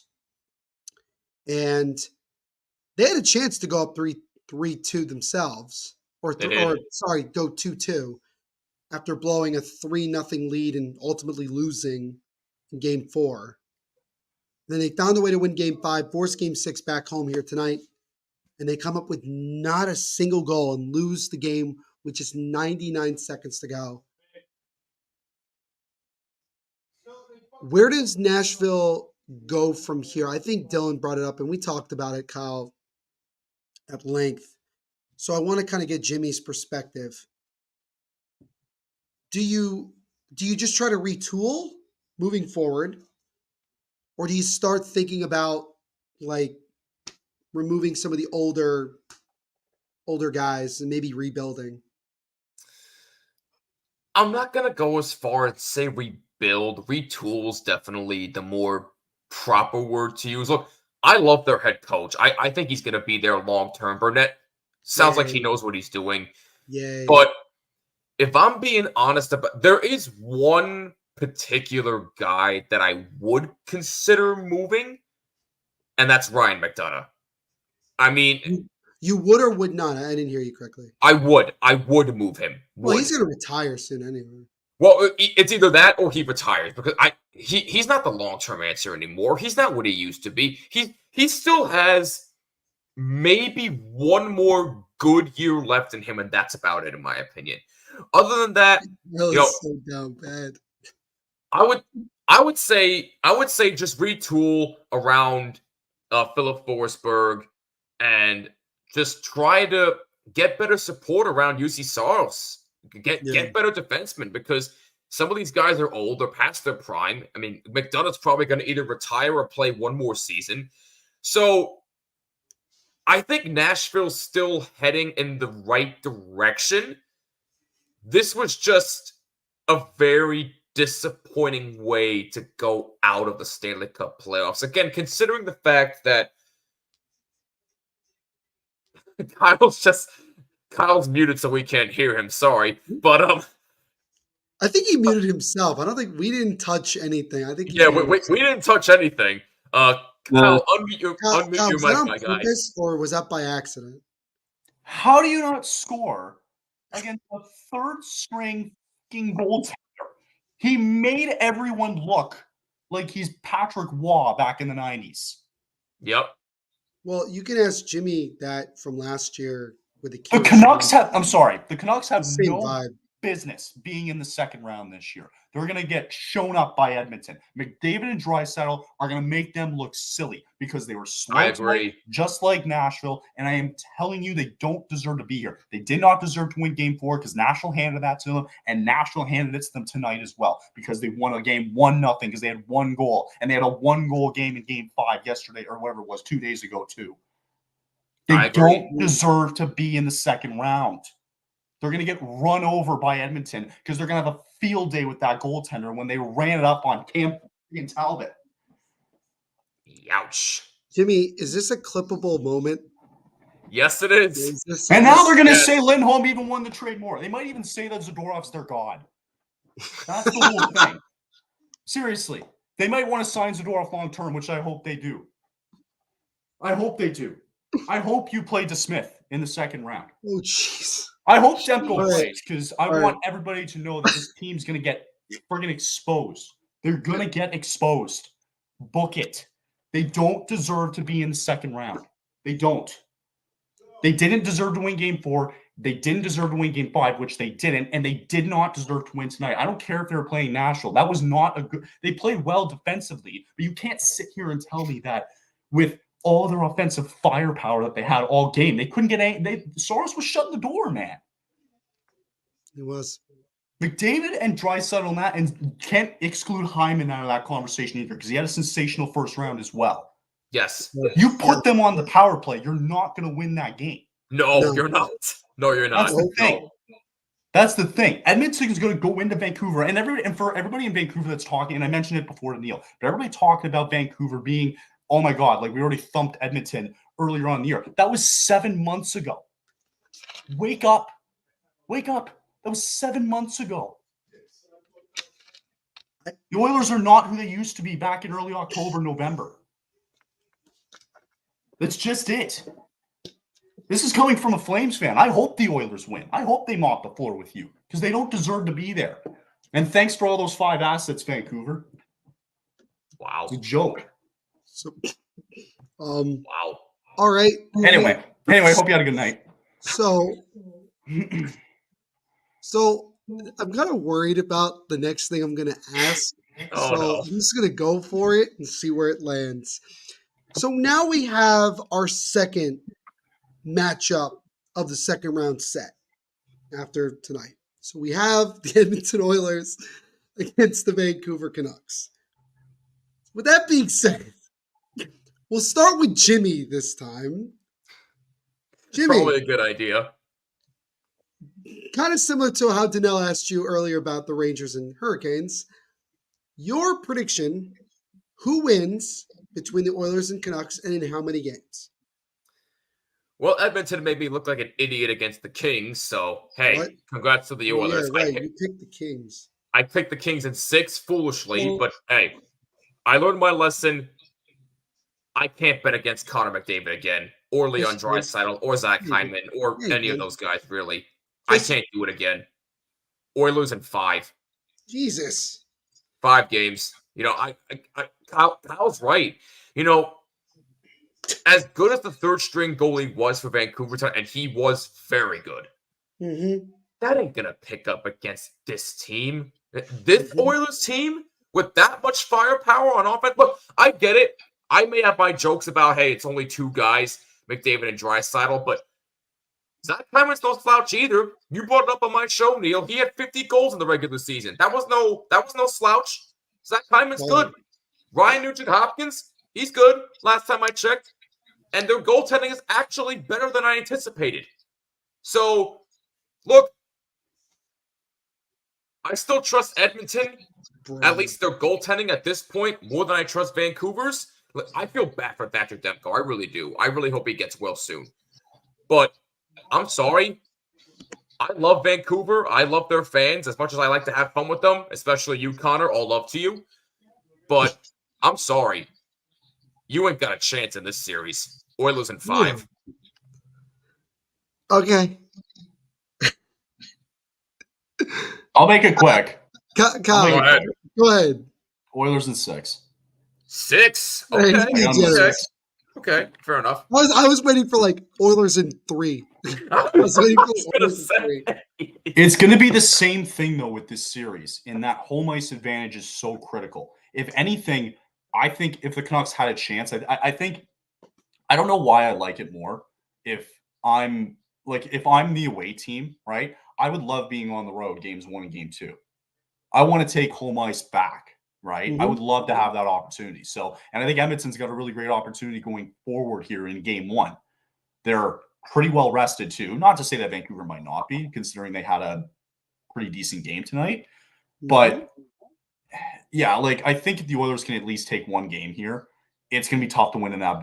Edmonton's another building that's going to be really tough to win in, and it showed against LA, maybe outside of game 2, whatever, overtime here and there. But you can't convince me that this Canucks team has a universal shot in this series. They don't. They don't. You can clip, listen, you can clip this all you want. Book it. So we clip all this. Book it. I will eat my words on this one. Okay. Thank you, Chris. They don't have a chance. No. They don't have a chance. Why do I say that? Because it reminds me of the Flames when they played the Oilers back in whatever that was, 2022 or whatever. It reminds me so much of this team. They are really good defensively. But the Canucks, if Pettersson gets quiet, if Besser gets quiet, if Miller gets quiet, just like how this Flames team was against the Oilers, they don't have a chance. You need to put up goals against this Oilers team because they can score so often. If you remember back in 2022, the Flames won the first game 9-6 and then lost the next 4 because they couldn't outscore the Oilers, which is the whole point of the game in the first place. Yep. They can't score. It proved in these last 2 games, and it's going to prove its ugly head coming up. Clip it. Put it on Twitter. Put me in front of all the Canucks fans. I dare you. Put me in front of that statue. All right. Okay, so for me, and then we'll wrap up the night here. Also, I owe Lorna a high five, apparently. So I lost a bet. I lost another bet. So there you go. Okay. That's it. I'm done. You know, greetings from Chile, by the way. Oh, Welcome aboard. Thanks a lot. Appreciate it, bud. So we got Sweden and we got Chile today. That's what we've gotten so far. Love that. Thank you, guys. It's gonna be an interesting series, I think. Bring it on. Bring it on. Oh boy. Bring on all if the Canucks defy your odds, you have been warned. You've been warned. I'm more than ready. Be warned. Okay. You want to warn me about that? Be warned when the Oilers win this series. Can I make my prediction, please? Can I make my prediction, please? Go ahead, Neil. Sorry. Kyle, for the first time, is scaring me. I'm actually scared. Go ahead. Well, as much as I would love to see Kyle be wrong, he's not going to be wrong. I'm going to go with the Oilers in 6. And that's mainly because here's my issue. And I've talked about this before. I am not a fan of Stuart Skinner, personally. At some point, he's going to fall back down to earth. But also, just like, I'll use Akira Schmid last year. Akira Schmid, Jimmy can attest to this, obviously. Akira Schmid had a great first round. That changed the entire series last year between the Devils and Rangers. That turned the entire series around. Devils went on to win that series. And then Schmid fell back down to earth in the second round against Carolina. And he got pulled twice. Really didn't look good. I just feel like that's going to happen to Silvas. I think maybe he has a good game or two. But I think overall, especially if the Oilers get on the power play a bunch, that even with the speed that the Canucks have, I just don't think you're stopping it. I think the Oilers are on a mission right now. I don't think they have much pressure, if I'm being honest. Nope. I know it's kind of crazy to say, but if you think about it. They don't fear these guys. No, but if you think about it this way. you could name several teams that have probably more pressure and maybe have higher chances, like odds-wise, to win out of the West than the Oilers do. So you have Dallas, Colorado, Vegas even, and then probably Edmonton. Vancouver's last on that list. Yeah. Yes, Kyle, we've established that. Thank you. Sure. But you see what I'm saying, right? So like they're like the fourth highest option out of the West that's still left. So like, I don't know. I just don't. Do I think the Canucks have pressure? Yep. Because look at what they did, like this whole year. So it'll be interesting. And now, if Thatcher Demko's healthy for game one, what do you do? It won't matter. Okay. I know it won't matter, but I'm just curious to know, what does Rick Tocchet do in that situation? He'll put Demko in. Probably. He'll put him in, but I don't think it would be wise to. My belief, and to Jimmy's point here, as much as I'm not rooting against Demko here. Like, I hope he's back and healthy, right? Like, no, that's of the course. important thing to get away from this. But don't get if the injuries are true, and the guy has a ACL tear or something like that. Something to do with I like this comment. I like this comment a lot. They're using something. Cheating. I don't know how that was. I don't know how tonight was cheating. I don't know how they cheated, but last point. I don't think if Demko goes game one, I don't know if he's 100%. I agree. Yeah, I agree. I don't know if he is. That's the issue. So take it what you will. I think the Oilers come in, at least in game one, not afraid. They are going to come in and prove a point, more or less, because they saw what happened 6 months ago, right? They won't let that happen again. And they are very aware of that. And they're going to come in more motivated than ever to beat these guys. It's a much more confident Oilers team than we saw 7 months ago. Right? They might be the favorites in the West. I wouldn't know about that. But that's what I'm saying about how I don't feel like the Oilers. Yeah. And that's what I'm also saying. Like, I feel like the Oilers, in a funny way, might be considered an underdog against Vancouver. I don't know. Like, I'm just saying they might. Some people might put them as an underdog. I'm just saying. Sure. But, like,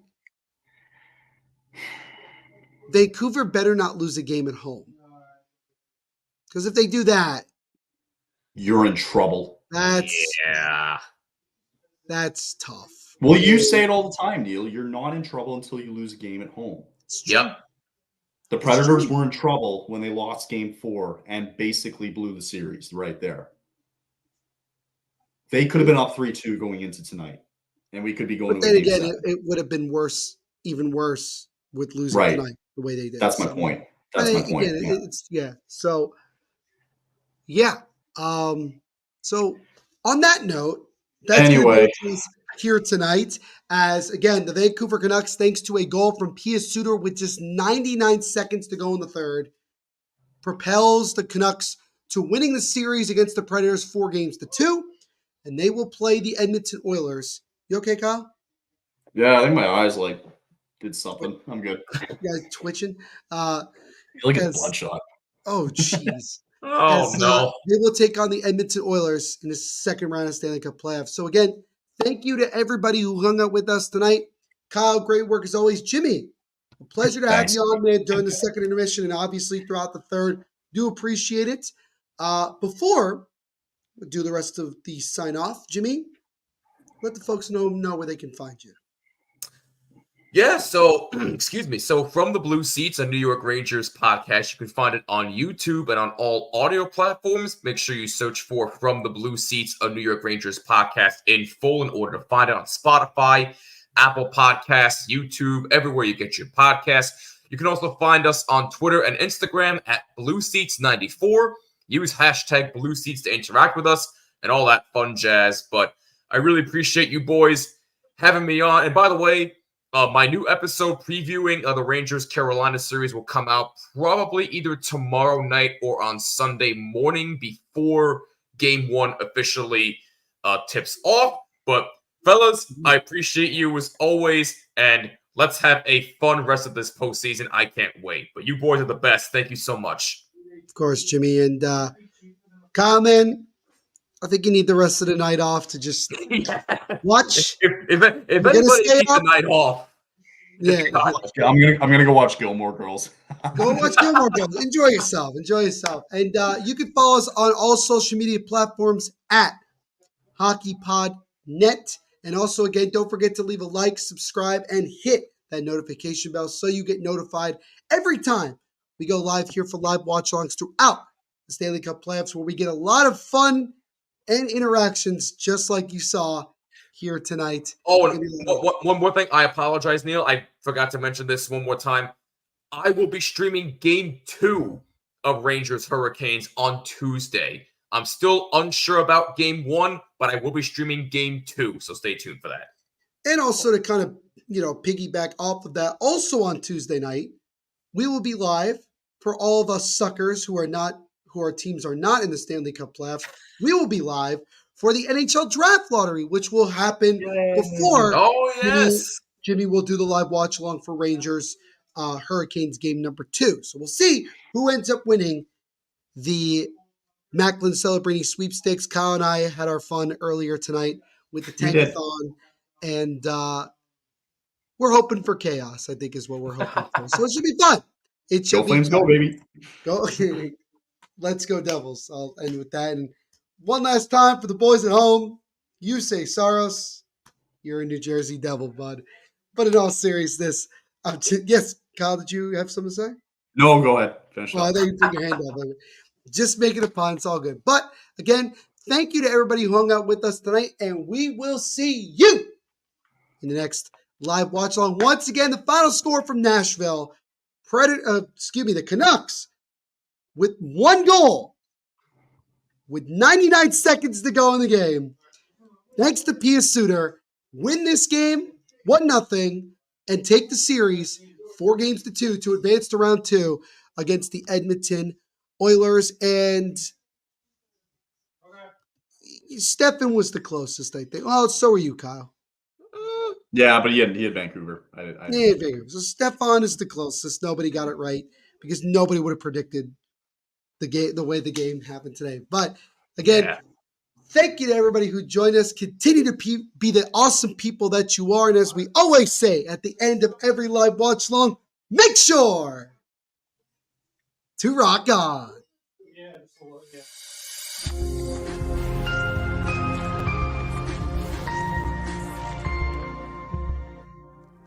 Say something.